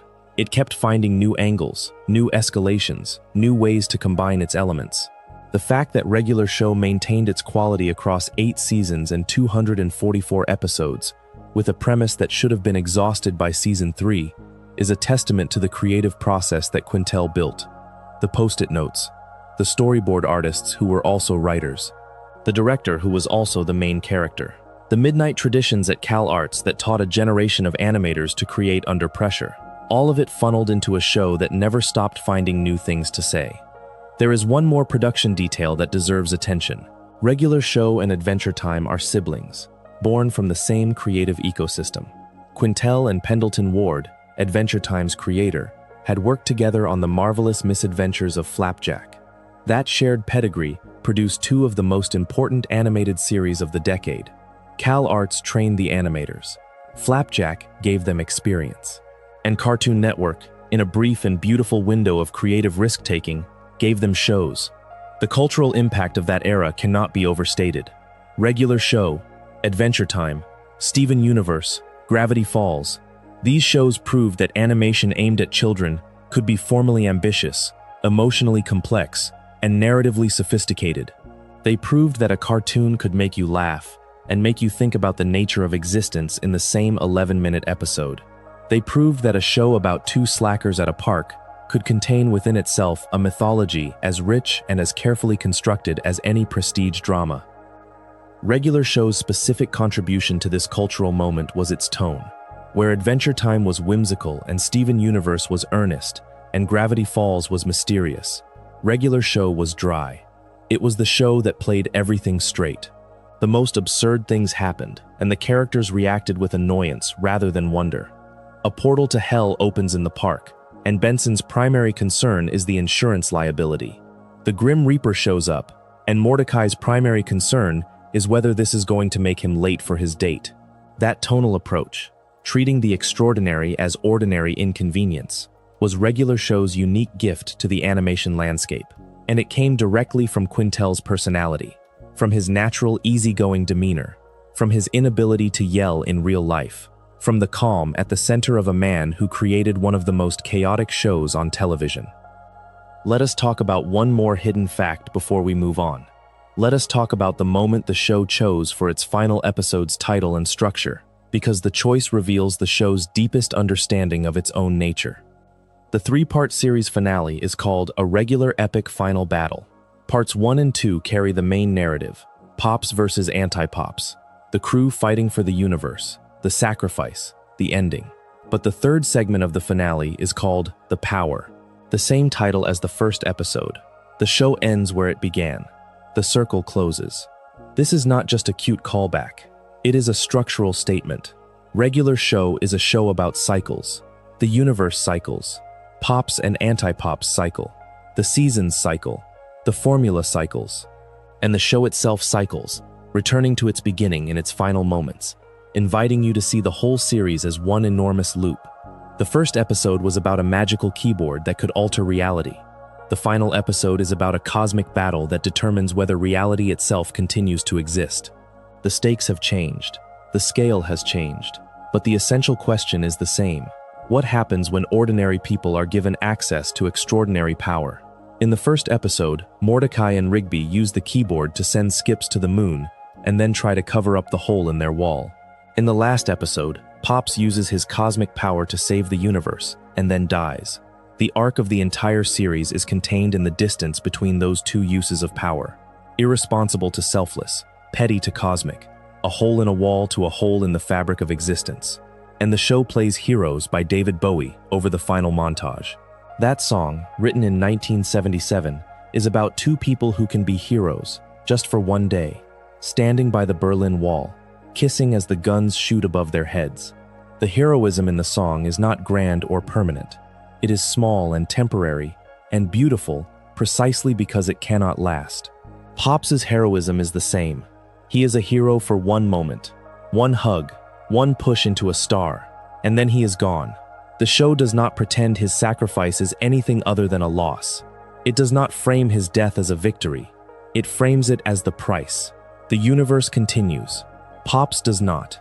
And the people who loved him have to keep living in the universe he saved, carrying his absence with them, growing older around the shape of where he used to be. The flash forward is the show's final gift. 25 years later, the characters have become the adults they were always going to become. Mordecai is a painter, married to Steph the Bat, raising 3 children who are Blue Jay Bat hybrids. He found art. He found love. He found the version of himself that existed on the other side of all that romantic confusion.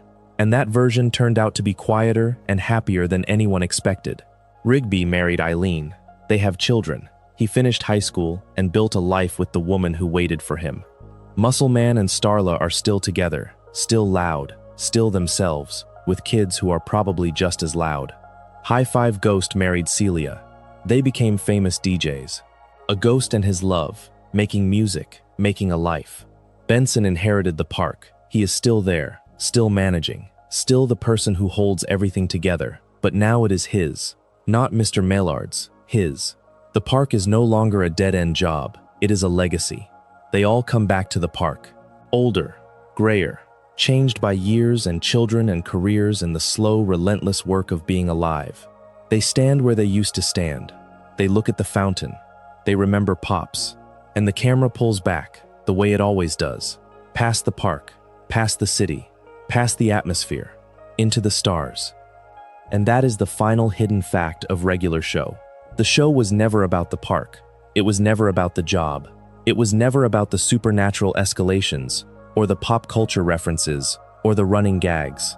It was about time, about the way time changes people, about the way time takes things away and gives things back, about the way a group of friends can stand in the same place they stood 8 years ago and be completely different people, carrying the same memories, the same love, the same grief, the same gratitude for a lollipop-headed man who gave everything so they could keep going. But we are not done yet. There are layers of this show that we have not touched, details that live in specific episodes and specific scenes, waiting for someone to pull them into the light. And the next one lives inside a VHS tape. Hello Governor is the first episode of Regular Show's second season. It aired on November 29, 2010, and it establishes something about the show's relationship with media and technology that would persist for all 8 seasons. Rigby rents a horror movie from the Movie Shack hut. The movie is called Hello Governor, and it is about a British taxicab possessed by the soul of a murdered cab driver. The film is a parody of Christine, Stephen King's novel about a possessed car, filtered through Regular Show's particular sensibility. Rigby watches the movie. Rigby becomes terrified. The taxi from the movie manifests in real life and begins terrorizing him. The episode is funny.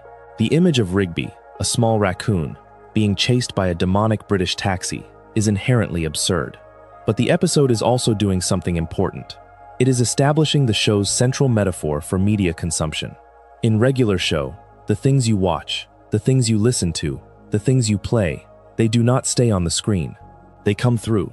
They enter reality. They become real. The VHS tape is not just a storage medium. It is a portal. The movie is not just a movie. It is a summoning ritual. And Rigby, by choosing to watch something he was not prepared for, invited something into the world that he cannot control. This metaphor runs through the entire series. In The Power, the first episode, a magical keyboard reshapes reality. In High Score, an arcade game summons a giant floating head. In Grave Sites, a horror movie marathon brings the dead back to life. In Video Game Wizards, a video game tournament opens a portal to another dimension. Over and over, the show returns to the same idea. Media has power. The things you consume you back. And in a world where two slackers spend most of their time watching TV, playing games, and avoiding work, that power is constantly being activated, constantly being mishandled, constantly threatening to destroy everything. Think about how prescient that is. Regular show aired from 2010 to 2017, a period that saw the complete transformation of how people consume media. Streaming services replaced physical media. Social media replaced traditional communication. The line between what happened on a screen and what happened in real life became thinner and thinner. Regular show anticipated this collapse. It built its entire mythology around it. The show knew, before most people did, that the things we watch change us. That media is not passive. That every time you press play, you are entering into a relationship with something that has its own agenda. The VHS tapes in regular show are almost always dangerous. The CRT televisions are almost always portals. The arcade machines are almost always sentient. The show treats analog technology with a mixture of reverence and terror, as if these old machines contain something that the sleek, smooth devices of the modern era have lost. Something wild, something unpredictable, something that does not care about your safety or your comfort. The old technology in regular show is alive in a way that new technology is not. And the show seems to be saying that this aliveness, this danger, is the price of authenticity. The old things had power because they were raw. The new things are safe because they are controlled. And in a show that values chaos over order, surprise over routine, the old things will always win. This is why the Movie Shack Hut exists. The video rental store is an anachronism. By 2010, when regular show premiered, most video rental stores had already closed. Blockbuster filed for bankruptcy that same year. The idea of driving to a physical store, browsing shelves, picking up a VHS tape, taking it home, and watching it was already nostalgic. But regular show keeps the Movie Shack Hut alive throughout the series. Not because the show is blind to the march of progress, but because the show understands that the physical act of choosing a movie, of holding it in your hands, of committing to something you cannot fast forward through or scroll past, has a meaning that streaming has erased. The Movie Shack Hut is a temple to deliberate consumption. You cannot accidentally watch a movie there. You have to go. You have to browse. You have to choose. And in regular show, choosing is always dangerous, because the thing you choose might choose you back.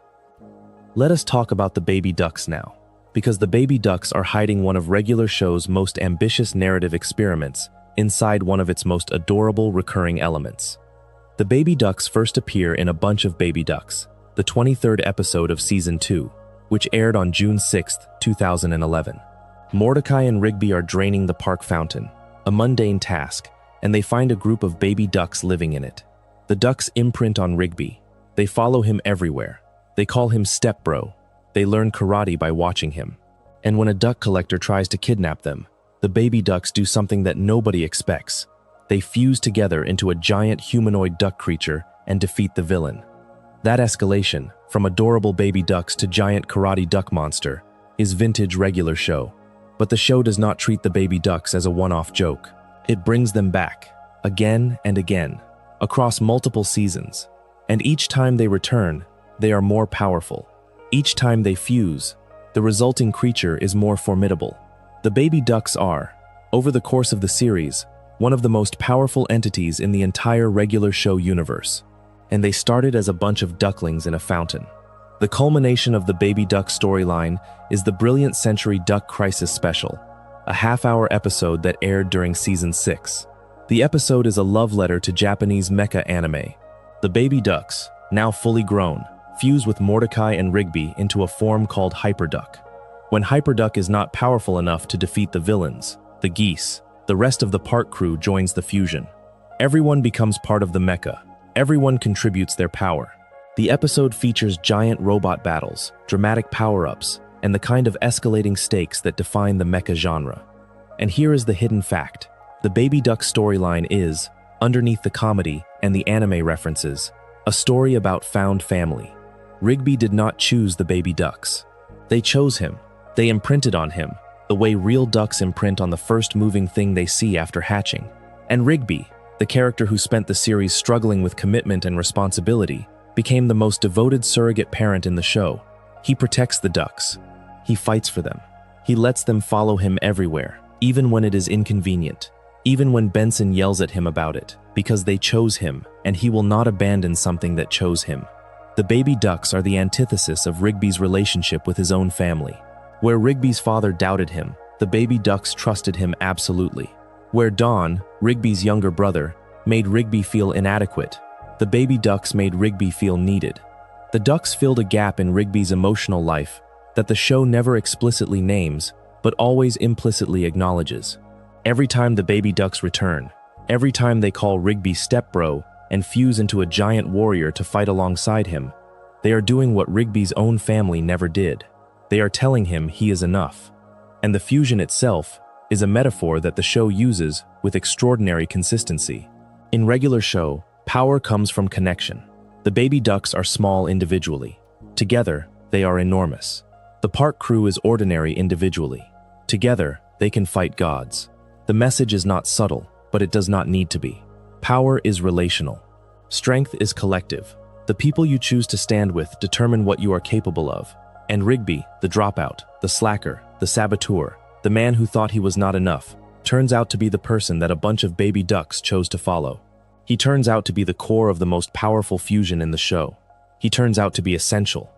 That is a hidden fact that reframes every joke about Rigby being useless. He was never useless. He was just waiting for the right people to see him clearly. Let us move to something that connects the show's mythology to its comedy in a way that most people never notice. The God of Basketball. The God of Basketball is voiced by Carl Weathers. He is a basketball-human hybrid who lives on the moon and rides a custom white Cadillac Escalade that can fly. He is, by every conceivable standard, one of the most ridiculous characters in a show full of ridiculous characters. And he is also one of the most important. The God of Basketball first appears in Slam Dunk, an early episode where Mordecai and Rigby need to win a basketball game. They seek supernatural help, and the God of Basketball answers. He teaches them, or rather, he simply grants them basketball powers. He does not believe in practice or gradual improvement. He believes in transformation. You are bad at basketball. Now you are good. The change is instant. The cost is that you owe him. This is the show's mythology in miniature. In regular show, you can always get what you want. There is always a shortcut. There is always a supernatural entity willing to grant your wish. But there is always a cost, and the cost is always proportional to how unearned the gift was. Mordecai and Rigby never want to do the work. They always want the shortcut. And the shortcuts always, without exception, lead to catastrophe. The God of Basketball grants them skill they did not earn, and the episode becomes about the consequences of that unearned power. The God of Basketball returns multiple times. In Exit 9B, he fights alongside the park crew against the army of resurrected villains. In Bankshot, he helps Rigby again with a billiards challenge. Each appearance reinforces the same theme. In the regular show universe, the gods are accessible. They answer when called, they help when asked, but they are not saviors, they are enablers. They give you what you want, not what you need. And the gap between want and need is where every regular show episode finds its conflict. Carl Weathers voicing this character is itself a hidden reference. Weathers is an actor defined by roles of physical excellence. Apollo Creed in the Rocky franchise, Dylan in Predator. Casting him as a basketball deity is the show winking at the audience while also being completely sincere. The God of Basketball sounds like he should be in a sports movie, because the voice behind him has been in sports movies. The casting is the joke. The casting is also the point. The god of basketball has the gravitas of Carl Weathers, the authority of Apollo Creed, the cool of someone who has been at the top, and he uses all of that to help two guys win a pickup game at a park. That collapse of scale, the cosmic being investing his power in the mundane, is regular show's signature move. It never gets old because the show never treats it as a joke from the outside. The god of basketball takes basketball seriously. He is not slumming. He is not ironic. Basketball is his domain, and he rules it with the same solemnity that Pops' cosmic brothers rule the universe. The show insists that basketball and the fate of existence occupy the same moral plane. And somehow, because the show believes it so completely, you believe it too.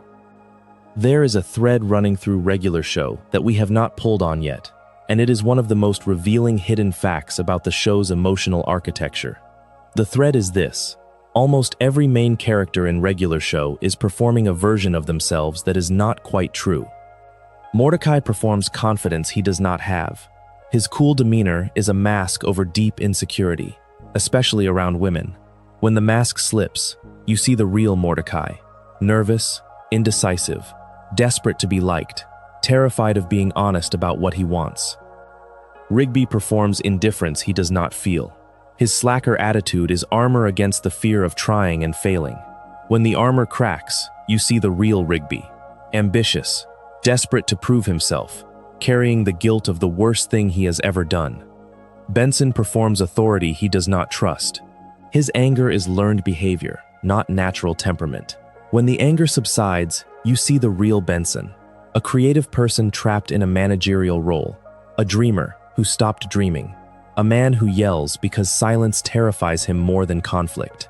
Muscle Man performs toughness he does not own. His crude exterior is a shield against vulnerability. When the shield drops, you see the real Muscle Man, someone who gave up the body and the identity that came with it, who found love despite himself, who makes jokes about his own mother because the alternative is admitting how complicated his feelings about her actually are. Pops performs innocence he has earned through suffering. His childlike wonder is not naivety. It is a choice, made by a being who has seen the universe end more times than anyone can count, to keep looking at the world with fresh eyes rather than ancient grief. Skips performs stoicism he does not feel. His unflappable calm is the surface of an ocean of grief. Underneath the competence, underneath the centuries of experience, is a man who lost the only person he ever loved and chose to memorialize her in his movement for eternity. High Five Ghost performs simplicity he has transcended. He is the least developed main character on the surface, the one who seems to exist primarily as Muscle Man's sidekick. But the show gives him a love story, a family, a future. He is more than he appears. The simplicity is not who he is. It is where the show chose to leave him, and the space between what the show shows and what the show implies is where High Five Ghost actually lives. This pattern, characters performing one thing while being another, is the show's deepest structural truth. Regular show is, at its core, a show about masks, about the gap between who people present themselves as and who they actually are, about the slow, painful, often incomplete process of closing that gap. And the genius of the show is that it never announces this theme. It never has a character turn to the camera and say, "We are all pretending."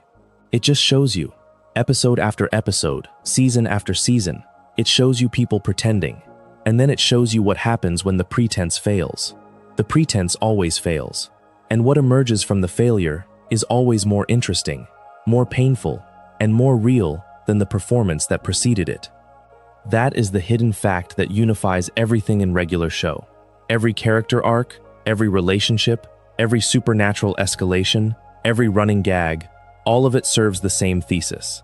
The distance between who you pretend to be and who you actually are is the most interesting space in the world. Regular show lived in that space for 8 seasons. It built a universe inside the gap. Let us spend some time with a part of the show that gets almost no critical attention, and that is the role of Skips as the show's functional memory. Skips knows everything. That is how the show uses him. When something goes wrong, when reality breaks, when a demon appears or a curse activates, or the laws of physics stop applying, the other characters turn to Skips and ask what to do. And Skips always knows. He has seen it before. He has dealt with it before. He has been alive for so long that there is almost nothing the universe can throw at him that he has not already faced and survived. But think about what that means from Skip's perspective. Every crisis is familiar. Every emergency is a repetition. Every supernatural threat is something he has already defeated, in some form, at some point in his very long life. There is no novelty left. There is no surprise. Skips lives in a state of perpetual déjà vu, where the new is always a variation of the old, where the present is always a shadow of the past, where the crisis that has his friends panicking is something he handled centuries ago with different people who are now dead. The show captures this in Skip's demeanor. He is calm during emergencies not because he is brave, but because he is tired. Tired in the way that only immortality can make you tired. The tiredness of someone who has seen too much, helped too many people, fixed too many broken things. Skip's competence is not a gift, it is a burden. He cannot not know. He cannot pretend to be surprised. He cannot share in the excitement or the terror that the other characters feel, because for him, it is all reruns. And yet, Skip stays. He could leave the park at any time. He has been alive for centuries. He does not need this job. He does not need these people. He could go anywhere, be anything, disappear into the vastness of his own endless life. But he stays. He stays at the park. He stays with Mordecai and Rigby and Benson and Pops. He fixes their messes. He answers their questions. He skips across the same lawn, past the same fountain, into the same garage, where he keeps his tools and his secrets, and the synthesizer that keeps Gary alive. Why? The show gives you the answer, but it gives it to you so quietly that you might miss it. Skip stays because the park crew is the latest in an endless line of people he has cared about. He has watched countless friends grow old and die while he remained unchanged. He knows that Mordecai and Rigby and Benson will eventually be gone too. He knows that he will outlive them all. And he stays anyway. He forms the attachments anyway. He lets himself care anyway. That is the most heroic thing any character in regular show does. Not fighting anti-pops. Not saving the universe. Choosing to love people you know you are going to lose. Choosing to be present in lives that are temporary when your own life is permanent. Skips has been doing this for centuries. Every friendship he forms is a future grief. Every connection is a countdown. And he forms them anyway. He connects anyway. He stays. The show has a quiet moment, buried in one of the later seasons, where Skips is working in his garage and someone asks him a question about something mundane. Something about fixing a machine or solving a problem. And Skips answers with his usual calm competence. And then, after the other person leaves, the camera stays on Skips for just a moment longer than it needs to. Just long enough to see something cross his face. Not sadness exactly. Something quieter than sadness. Something like the recognition that this moment, this question, this interaction with this person about this small thing, will someday be a memory. And memories are all that Skips has. Centuries of memories. An archive of people who are gone. And every day at the park adds to the archive, one small moment at a time. That is the hidden tragedy of Skips. Not Mona's death. That was the catalyst. The real tragedy is everything that came after. The centuries of caring about people who cannot stay. The immortality that is not freedom but a sentence. The skipping that is not joy but remembrance. Skips is the most tragic character in regular show, and the show never once asks you to feel sorry for him. It just shows you what immortality actually looks like, stripped of its fantasy, stripped of its glamour. It looks like a man fixing a sprinkler in a park. It looks like patience. It looks like loss, recurring forever. Now let us pull back and look at something structural, something about how regular show used its 11-minute format to do something that very few shows have ever attempted. Regular show told complete stories in 11 minutes. That is not remarkable on its own. Lots of cartoons do that. What is remarkable is the emotional density those 11 minutes contained. Take an episode like Bad Kiss, the season 3 finale, which aired on September 3rd, 2012. Mordecai and Margaret finally kiss, but the kiss is bad. Mordecai had bad breath, and instead of accepting the imperfect moment and building from it, Mordecai decides to go back in time and redo the kiss. He creates a time machine specifically to fix a kiss. The lengths he goes to are absurd. The engineering required is cosmic, and the punchline is devastating. The time travel works, but it breaks everything. The kiss is undone. The moment is erased. Mordecai and Margaret end the episode exactly where they started, except now Mordecai knows what he could have had and lost.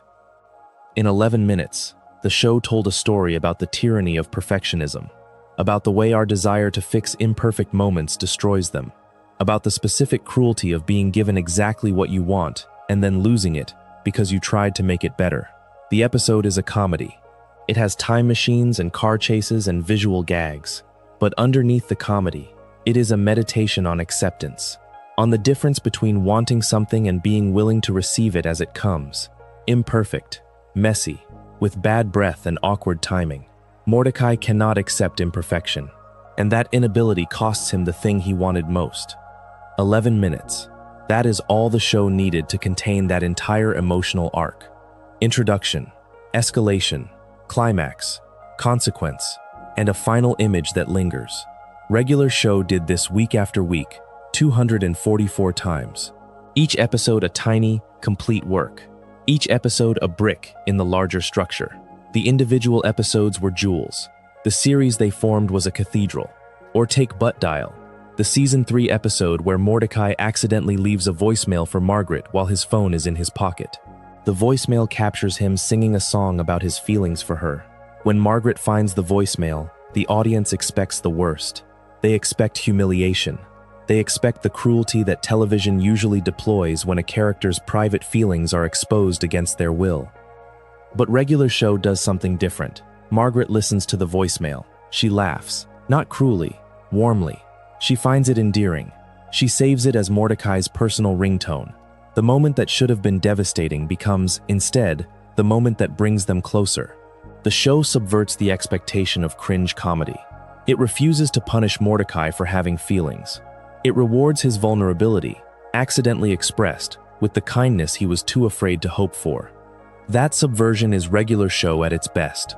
The show knew the tropes of sitcom humiliation comedy. It knew that the audience expected the accidental voicemail to be a disaster, and it chose, deliberately, to make it a gift. That choice tells you everything about the show's relationship with its characters. Regular show was never cruel to the people inside it. It put them in ridiculous situations. It let them fail spectacularly, but it never laughed at their pain. It laughed at the absurdity of the situation while treating the pain with absolute respect. That balance, absurd situations and genuine emotions, is the show's greatest technical achievement.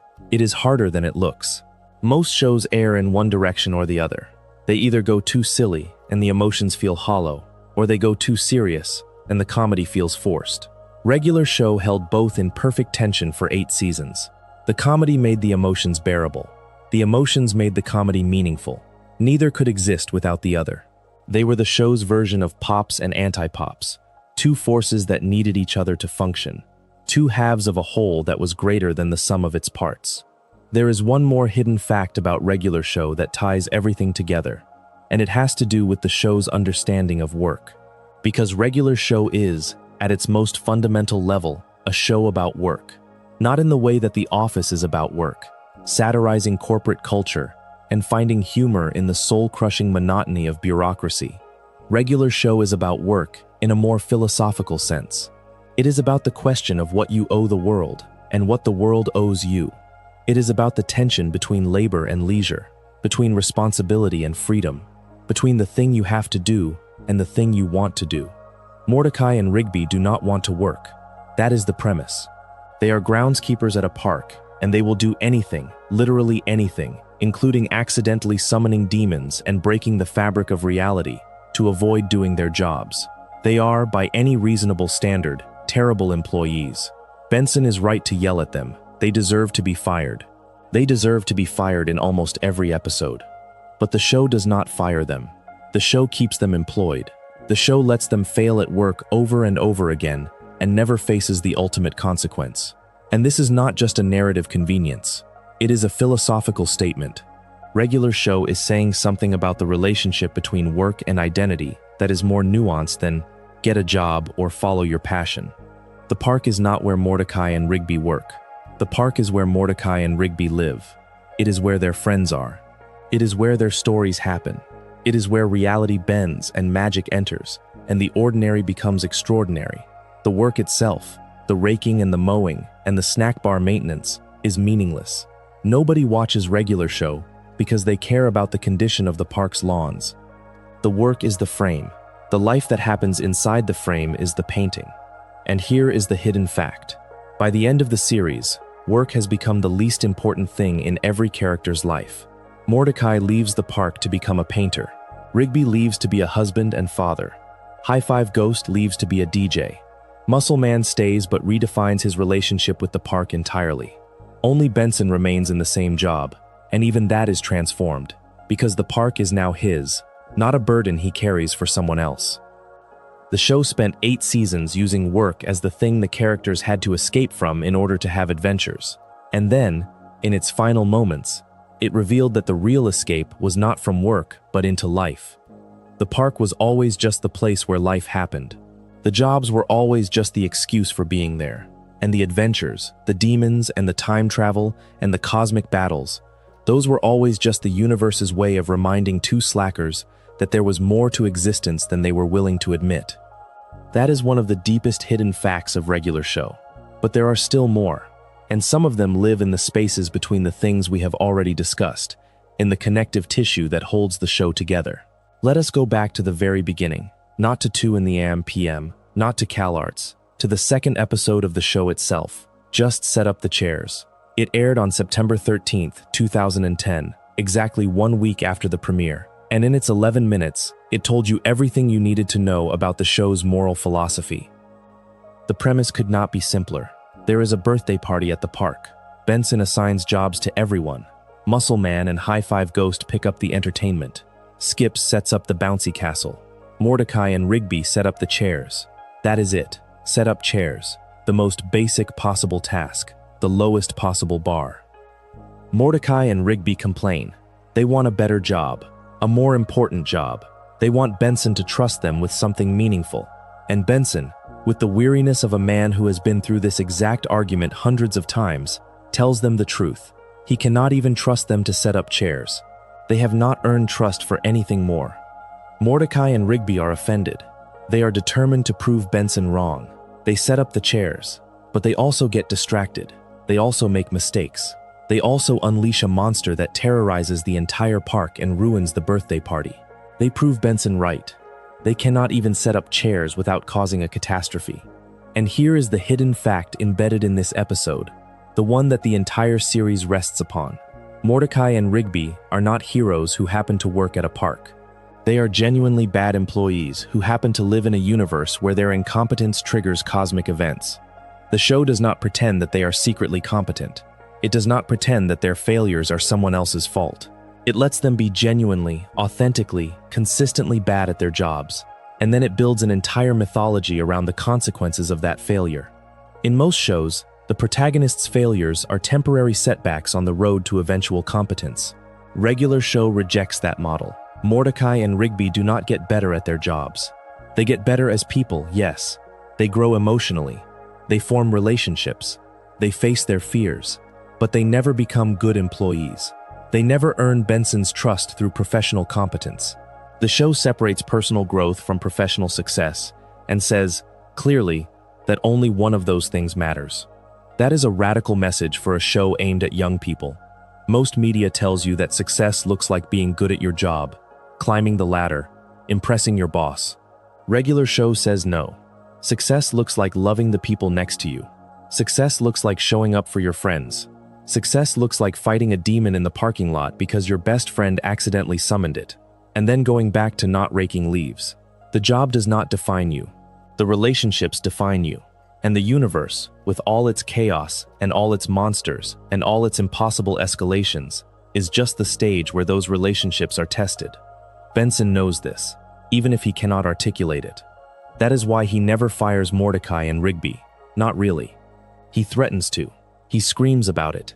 His face turns the deepest shade of red, but he never follows through. And the reason is not that he is weak or that the show needs its protagonists. The reason is that Benson, underneath all the anger, understands that Mordecai and Rigby are not just employees. They are family. The park is not a workplace. It is a home. And you do not fire your family, no matter how many chairs they fail to set up. We are deep into this now, and if the sound of these ideas has been keeping you company tonight, a subscription is always appreciated. It is how we keep building these. There is a hidden timeline running through regular show that most viewers never piece together, and it connects Skip's past to Pop's future in a way that makes the entire series feel inevitable. Skip's was made immortal sometime around the 18th century, after Mona's death. The Guardians of Eternal Youth granted him eternal life so he could fight Clorgbane every 157 years. That means Skip's has been alive for roughly 300 years by the time the show begins. 300 years of watching, 300 years of waiting, 300 years of knowing that something bigger than any of his daily tasks was coming. Because Skip's knew about Pops.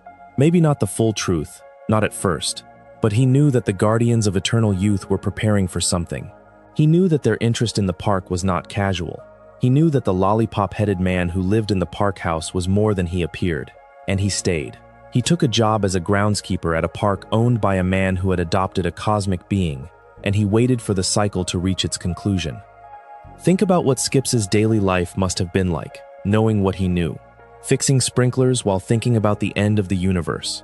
Mowing lawns while preparing for a battle that would determine the fate of all existence. Watching Mordecai and Rigby fight over the last slice of pizza while carrying the knowledge that these two idiots were, in some cosmic sense, part of the army that would stand beside Pops in the final battle. The show never gives Skip's a breakdown scene. It never shows him cracking under the weight of what he knows. And that absence is itself a hidden fact. Skip's does not break down because he broke down centuries ago. After Mona's death, after accepting immortality, after the first few decades of watching everyone he cared about grow old and die, Skip's processed his grief and arrived at something that looks like acceptance, but is actually something harder to name. It is the state of being beyond grief, the state where loss is so constant, so expected, so woven into the fabric of your existence, that it stops being an event and becomes a condition. Skip's does not grieve individual losses anymore. He grieves everything, all the time, in a low, constant hum that has become indistinguishable from the sound of his own heartbeat. And then there is the connection to Gary. Gary is the messenger for the Guardians of Eternal Youth and the king of the planet Synthos. He and Skip's went to school together. They have known each other for centuries. Gary keeps an old synthesizer in Skip's garage, a synthesizer that, as revealed in the Season 7 episode Gary's Synthesizer, literally keeps him alive. If any of the synthesizer's cables come unplugged, Gary will disappear. That detail is extraordinary. Skip's is storing Gary's life support system in his garage, the same garage where he keeps his tools, his weights, his mundane equipment for mundane park maintenance. Right next to the lawnmower and the rake, there is a machine that is keeping an alien king alive. And Skip's treats this with the same matter-of-fact calm that he brings to everything. Gary's synthesizer is just another thing in the garage. Just another responsibility, just another life that Skip's has agreed to protect. Gary's backstory, revealed in that same episode, adds another layer. 200 years before the events of the show, Gary was the king of Synthos. He left his planet to travel the galaxy, leaving his synthesizer in Skip's care. His half-brother David took over the throne in his absence and turned Synthos into a strict, joyless place, banning all challenging music. When Gary returned, with the accidental help of Mordecai and Rigby, he challenged David to a music battle and won. But instead of reclaiming the throne, he announced that Synthos would have no ruler. Everyone should let music be their guide. That decision, a king abandoning his throne to give freedom to his people, mirrors Pops' ultimate choice in the finale. Pops could have fought Anti-Pops the same way he always had, in a clash of power that would reset the universe. Instead, he chose a different path. He hugged his brother. He refused to be a warrior. He chose love over combat. And in doing so, he broke the cycle. Gary and Pops, two beings with cosmic responsibility, two characters who chose to relinquish power rather than wield it, two hidden facts about the show's moral philosophy, scattered across different seasons, connected by a theme that the show never explicitly states, but always implicitly demonstrates. The strongest thing you can do is let go. Of power, of control, of the throne, of the cycle, of the fight. Letting go is not weakness. Letting go is the bravest thing anyone in regular show ever does. And it is Skips who connects them. Skips, who stores Gary's life in his garage. Skips, who trains Pops for his final battle. Skips, who has spent centuries letting go of everyone he loves and choosing to care about the next person anyway. The show's moral philosophy is not stated in a speech. It is embodied in a Yeti who skips. Now let us talk about one more hidden fact that lives in the show's treatment of its own title. Regular show. Two words that are, by any honest assessment, a lie. There is nothing regular about regular show. The title is ironic, but it is also aspirational. It is the characters telling themselves that their lives are normal. That two guys working at a park is a regular situation. That a gumball machine managing a Yeti and a lollipop man and a ghost is a regular workplace. That a raccoon and a blue jay occasionally fighting the physical manifestation of death over a bowling game is a regular Tuesday. The title is the show's first and longest-running joke. And like all the best jokes in regular show, it is also the show's deepest truth. Because the characters want their lives to be regular. They want normalcy. They want to mow the lawn and go home and watch TV and eat pizza and not deal with demons or time travel or the cyclical destruction of the universe. They want, desperately, to live in the show that the title describes. A regular show, about regular people, doing regular things. But the universe will not let them. The universe keeps intruding. The universe keeps escalating. The universe keeps reminding them that regular is not a state you can achieve. It is an aspiration, a fantasy, a comfortable lie that the world keeps puncturing, episode after episode, season after season, until the characters stop trying to be regular and start being extraordinary instead. The transition from regular to extraordinary is the show's real arc, not any individual character's journey, the show's journey. In Season 1, the characters treat supernatural events as intrusions, as interruptions to their regular lives. By Season 8, the characters are in space, fighting for the universe, and they are not surprised anymore. They are not asking to go back to regular. They have accepted that their lives were never regular to begin with, that the title was always wrong, that regular was always the mask, and the extraordinary was always the face underneath.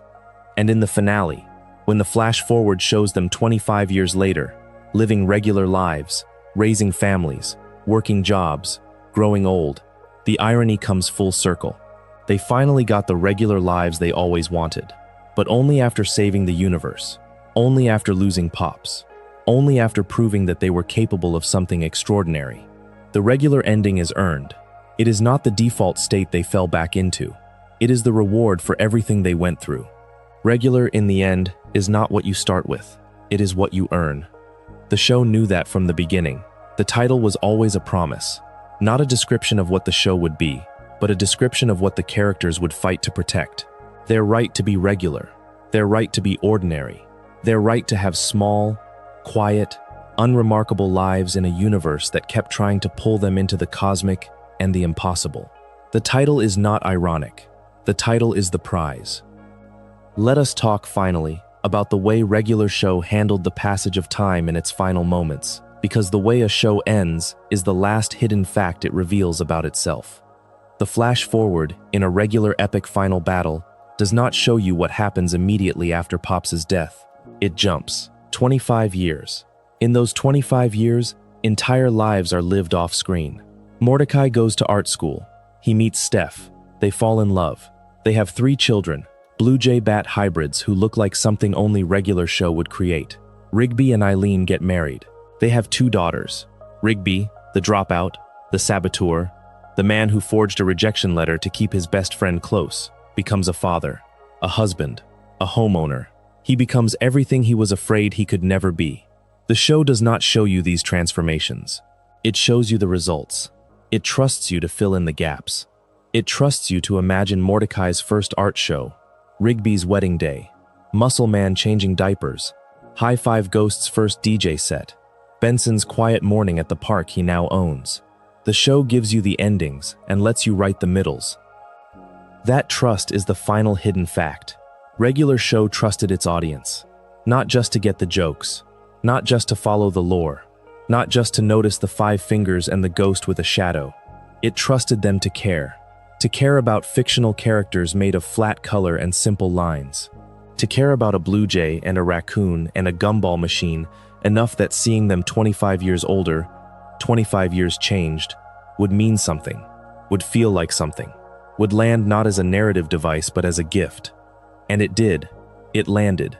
For millions of people who grew up watching this show, who fell asleep to it, who put it on in the background while they did homework, or scrolled through their phones, or tried to forget about the day they just had, the flash forward was not just an ending, it was a mirror. The characters grew up, the audience grew up, and the show, in its final moments, held up that mirror and said, "Look, they made it. You are going to make it too." There is a hidden fact about the show's relationship with real-world lawsuits that most fans have never heard, and it involves one of the show's most memorable villains. Garrett Bobby Ferguson, the giant floating bearded head from the Season 2 episode High Score, which aired on February 7, 2011, is a parody of Billy Mitchell. Billy Mitchell was, at the time of the episode's creation, a famous and controversial figure in the competitive arcade gaming world. He held records in Pac-Man and Donkey Kong. He had a distinctive look, long black hair, a full beard, and an air of self-importance that made him a natural target for satire. Regular Show transformed him into a literal disembodied head, a floating face consumed by vanity and the need to hold the highest score. When Mordecai and Rigby beat his record, the head explodes. It is visceral, it is funny, and it is a pointed commentary on the fragility of ego, on the kind of person who builds their entire identity around a number on a screen. And then Billy Mitchell sued. He filed a defamation lawsuit against Cartoon Network, claiming that Garrett Bobby Ferguson was an unauthorized depiction of him, and that the character's explosive demise constituted defamation. The lawsuit was eventually dismissed, but the fact that it happened at all reveals something about how sharply the show's satire cut. Regular Show was not making gentle fun of gaming culture. It was dissecting it. It was taking the absurdity of competitive ego, the idea that a high score on an arcade machine could define a person's worth, and pushing it to its logical, exploding conclusion. The show did this constantly. It took real cultural phenomena and filtered them through its particular lens, not to mock them, but to reveal their underlying absurdity. The arcade games were real obsessions. The VHS tapes were real media. The synthesizers were real instruments. Regular Show grounded its surrealism in specific, recognizable artifacts of real culture. And then it asked, what if these things had the power you already secretly believe they have? What if the game really could eat you? What if the tape really could come alive? What if the synthesizer really could keep someone alive? The answer, every time, was chaos. But it was revelatory chaos. Chaos that showed you something about the objects and the obsessions and the people that you could not see when everything was normal. Now let us talk about the way Regular Show handled Rigby and Dawn, because this relationship is one of the show's most psychologically precise explorations of sibling dynamics, and it is hidden inside episodes that most people remember as straightforward comedy. Dawn is Rigby's younger brother. He is tall. Rigby is short. He is charming. Rigby is abrasive. He is successful. Rigby is a dropout. He is, in every way that society measures, the better version of what Rigby could have been. And the cruelest detail is this: everyone thinks Dawn is the older brother. Everyone assumes that the taller, more successful, more personable sibling must be the elder. Nobody looks at Rigby and thinks, that is the big brother. Nobody. And Rigby knows it. The show introduces Dawn in the Season 2 episode of the same name. Dawn arrives at the park, and within minutes, every character falls in love with him. Mordecai, Benson, Skips, Muscleman, even Pops. Dawn is magnetic. Dawn is effortless. Dawn gives everyone a hug and calls them bro, and radiates the kind of easy warmth that Rigby has never been able to produce. And Rigby watches this happen with the expression of someone watching their own irrelevance unfold in real time. The episode plays Rigby's jealousy for comedy, and it works as comedy. But underneath the laughs, the show is depicting something that millions of people have experienced. The specific pain of being overshadowed by a younger sibling. The pain of knowing that the person who came after you is better at the things that matter to the people you both love. The pain of being the first draft, the rough sketch, the version that the universe refined and improved when it made your brother. Rigby's response to Dawn is anger, rejection. He does not want Dawn around. He does not want his friends to like Dawn. He does not want to share the space he has carved out for himself. The park, the friendships, the life he has built in spite of his failures. Because that is what the park is to Rigby. Proof that he can exist without Dawn's shadow. Proof that he can have people who like him, not as Dawn's older brother, but as Rigby. Just Rigby. The park is the one place where Rigby is himself, and Dawn's arrival threatens to take that away. The show resolves the conflict, eventually. Dawn and Rigby reach an uneasy peace, but the show never pretends the dynamic is fixed. The insecurity remains. The comparison remains. Rigby will always be shorter than Dawn, less charming, less immediately likable. And that permanent inequality is itself a hidden fact about the show's emotional honesty. Regular show does not believe in total resolution. It does not believe that a single conversation or a single episode can undo years of deeply felt inadequacy. It believes in incremental progress, in small steps, in the slow, grinding work of learning to live with the parts of your life that you cannot change. And here is the deepest layer. Rigby's relationship with Dawn explains his relationship with Mordecai. Mordecai is, in many ways, another Dawn. He is taller. He is cooler. He is the one people notice first. When Mordecai and Rigby walk into a room, people see the blue jay. The raccoon is the sidekick, the afterthought. And Rigby has spent his entire life being the afterthought, first to Dawn, then to Mordecai. That is why Rigby forged the rejection letter. That is why he sabotaged Mordecai's chance at college, because if Mordecai went to college university, Mordecai would become another Dawn, another person who left Rigby behind, another person who grew into someone bigger and better while Rigby stayed small. The forgery was not just about keeping a friend. It was about preventing the only person who made Rigby feel like an equal from becoming yet another person who made him feel less than. The show understands this. The show holds this complexity without simplifying it. Rigby is wrong to forge the letter. He is also understandable. He is selfish. He is also wounded. He is the villain of Mordecai's story and the victim of his own. And regular show, with its characteristic refusal to reduce its characters to simple categories, lets both things be true at the same time. There is one more hidden detail about the show's animation that deserves mention before we reach the end. Regular show uses a visual style that appears simple, almost crude, compared to its contemporaries. The character designs are minimal, the backgrounds are functional, the color palette is muted. Nothing about the show's visual presentation screams prestige or ambition. And that simplicity is a choice. A deliberate, strategic choice that serves the show's storytelling in a specific way. The visual simplicity creates a baseline of normalcy. When two characters are standing in a park, talking about their day, the art style tells you, this is ordinary, this is mundane, this is regular.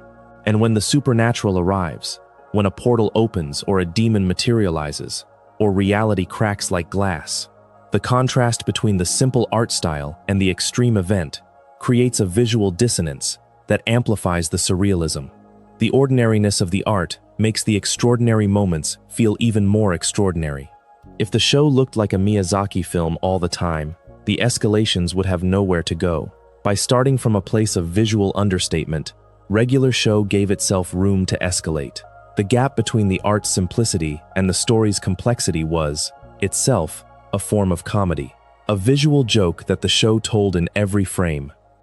The show's character designs serve a similar function. Mordecai is a blue jay. Rigby is a raccoon. Benson is a gumball machine. Pops is a lollipop. These are not designs that demand to be taken seriously. They are designs that invite you to underestimate the show, to dismiss it as a silly cartoon for kids, to lower your expectations. And then, when the show exceeds those expectations, when it tells a story about cosmic sacrifice, using a character who looks like a piece of candy, the surprise is amplified by the gap between what you expected and what you received. Every character design in regular show is a trap. A beautiful, perfectly constructed trap that catches you underestimating the show and forces you to reckon with the depth that was hiding inside the simplicity all along. Pops looks like a joke. Pops is the most important being in the universe. Benson looks like a toy. Benson carries a lifetime of suppressed dreams and inherited anger. Skips looks like a background character from a cartoon about monsters. Skips is the most tragic figure in the series, carrying centuries of grief in every step. The designs are lies, and the lies are the point. There is one more story to tell before we reach the end. It is a small story, and it is the kind of thing that only matters if you have been paying attention for the last 2 hours. But if you have, it might be the most important story in the whole video. In the first episode of regular show, The Power, Mordecai and Rigby punch a hole in the wall of their room while wrestling with a doll called Beef Burrito. The hole is a problem. Benson will be furious. They need to fix it. They cannot afford to fix it. The entire episode, all 11 minutes of cosmic escalation involving a magical keyboard, and Skips being sent to the moon, exists because of a hole in a wall. And at the end of the episode, after the keyboard is destroyed and the reality warping powers are gone and everything has returned to something resembling normalcy, Rigby notices that the hole is still there. Nothing they did fixed it. The adventure happened. The chaos unfolded. Skips went to the moon and came back, and the hole in the wall remained, exactly as it was before everything went sideways. Mordecai picks up a poster and sticks it over the hole. Problem solved. Sort of. The hole is still there. It is just covered now. Hidden. Out of sight.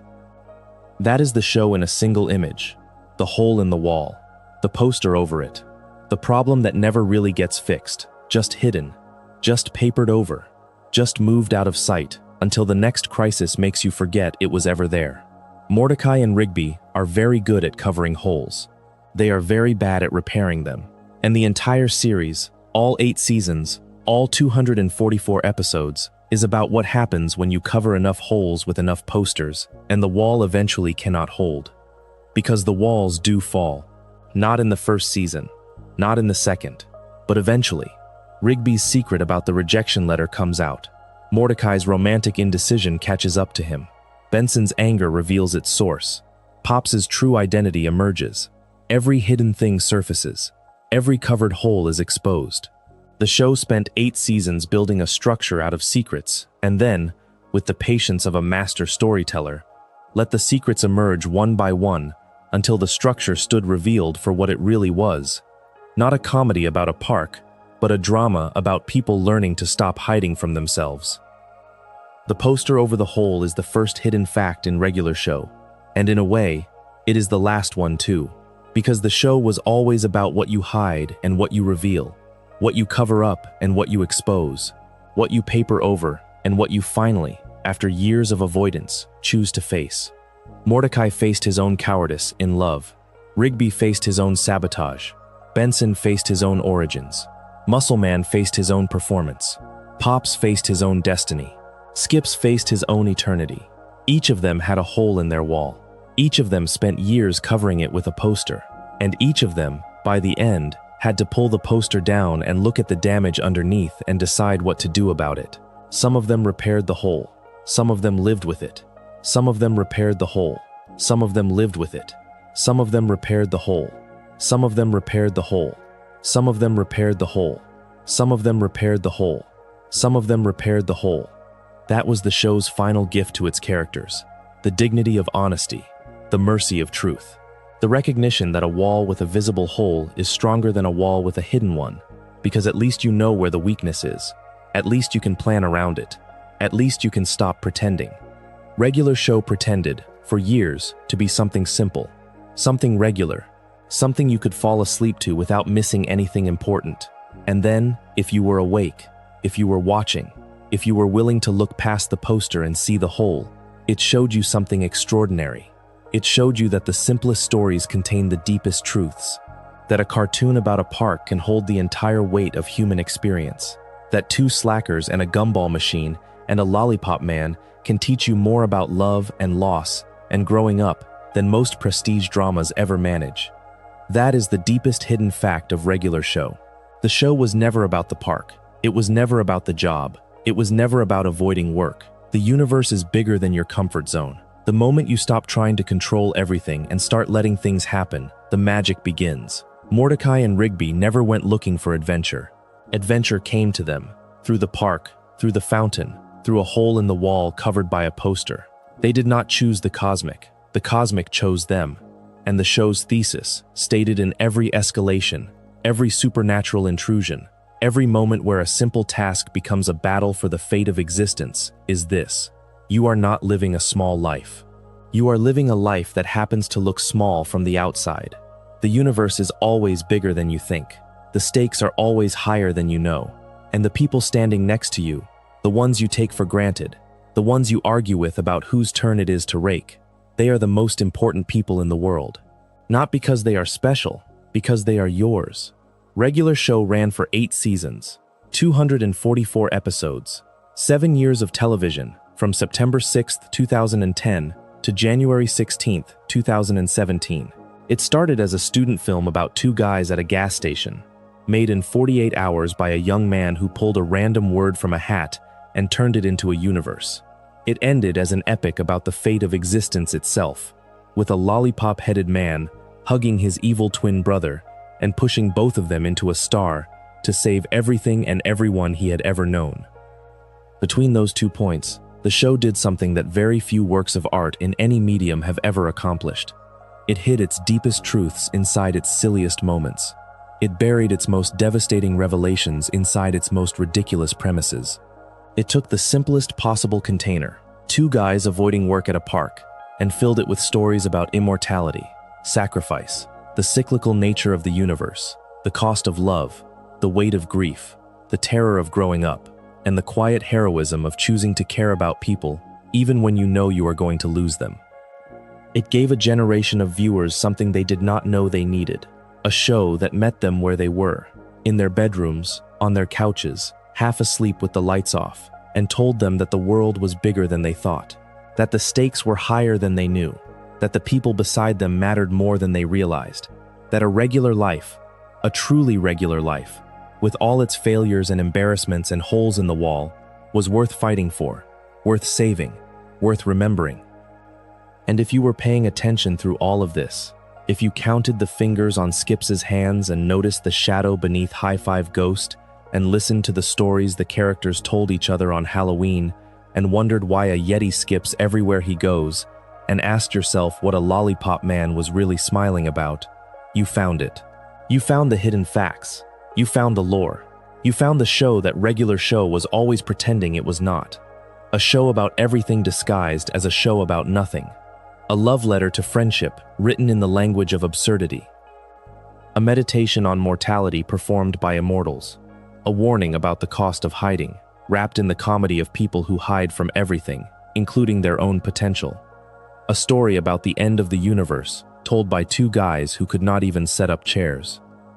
And if you have been lying here, drifting in and out, catching pieces of this analysis between moments of sleep, then you have experienced this video the way the show was always meant to be experienced.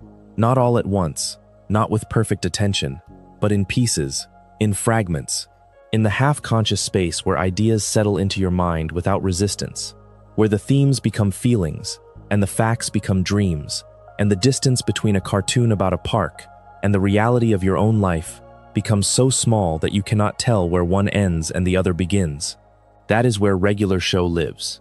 In the space between awake and asleep, in the space between regular and extraordinary, in the space between the poster and the hole it covers. That is regular show. That is the whole story. A blue jay and a raccoon, a gumball machine and a lollipop man, a Yeti who skips because he cannot stop remembering a girl he loved 300 years ago, a park that turned out to be the center of the universe, a show that looked like nothing and turned out to be everything. The park is still there. The fountain still runs, the snack bar still stands, and somewhere, in a version of this universe where fictional characters get to keep living after the camera pulls away, Mordecai is painting, Rigby is reading his daughters a bedtime story, Benson is locking up the park for the night, Muscle Man is telling his kids a joke they are too young to understand. High Five Ghost is spinning records at a club while Celia watches from the front row, and Skips is in his garage, skipping past the tools and the weights and the synthesizer that keeps Gary alive, carrying the memory of everyone he has ever loved in the rhythm of his steps, knowing that tomorrow will bring another crisis and another chance to choose, again, to care. They made it. They are okay. The universe that Pop saved is still turning. The park that Mr. Mallard built to protect his son is still standing. The friendships that survived forgery and jealousy and cosmic warfare and the slow erosion of time are still holding. And somewhere in the space between sleep and waking, between the show you thought you were watching and the show it actually was, between the regular and the extraordinary, you are going to be okay too. If you enjoyed the video, make sure to subscribe, and I'll see you in the next one.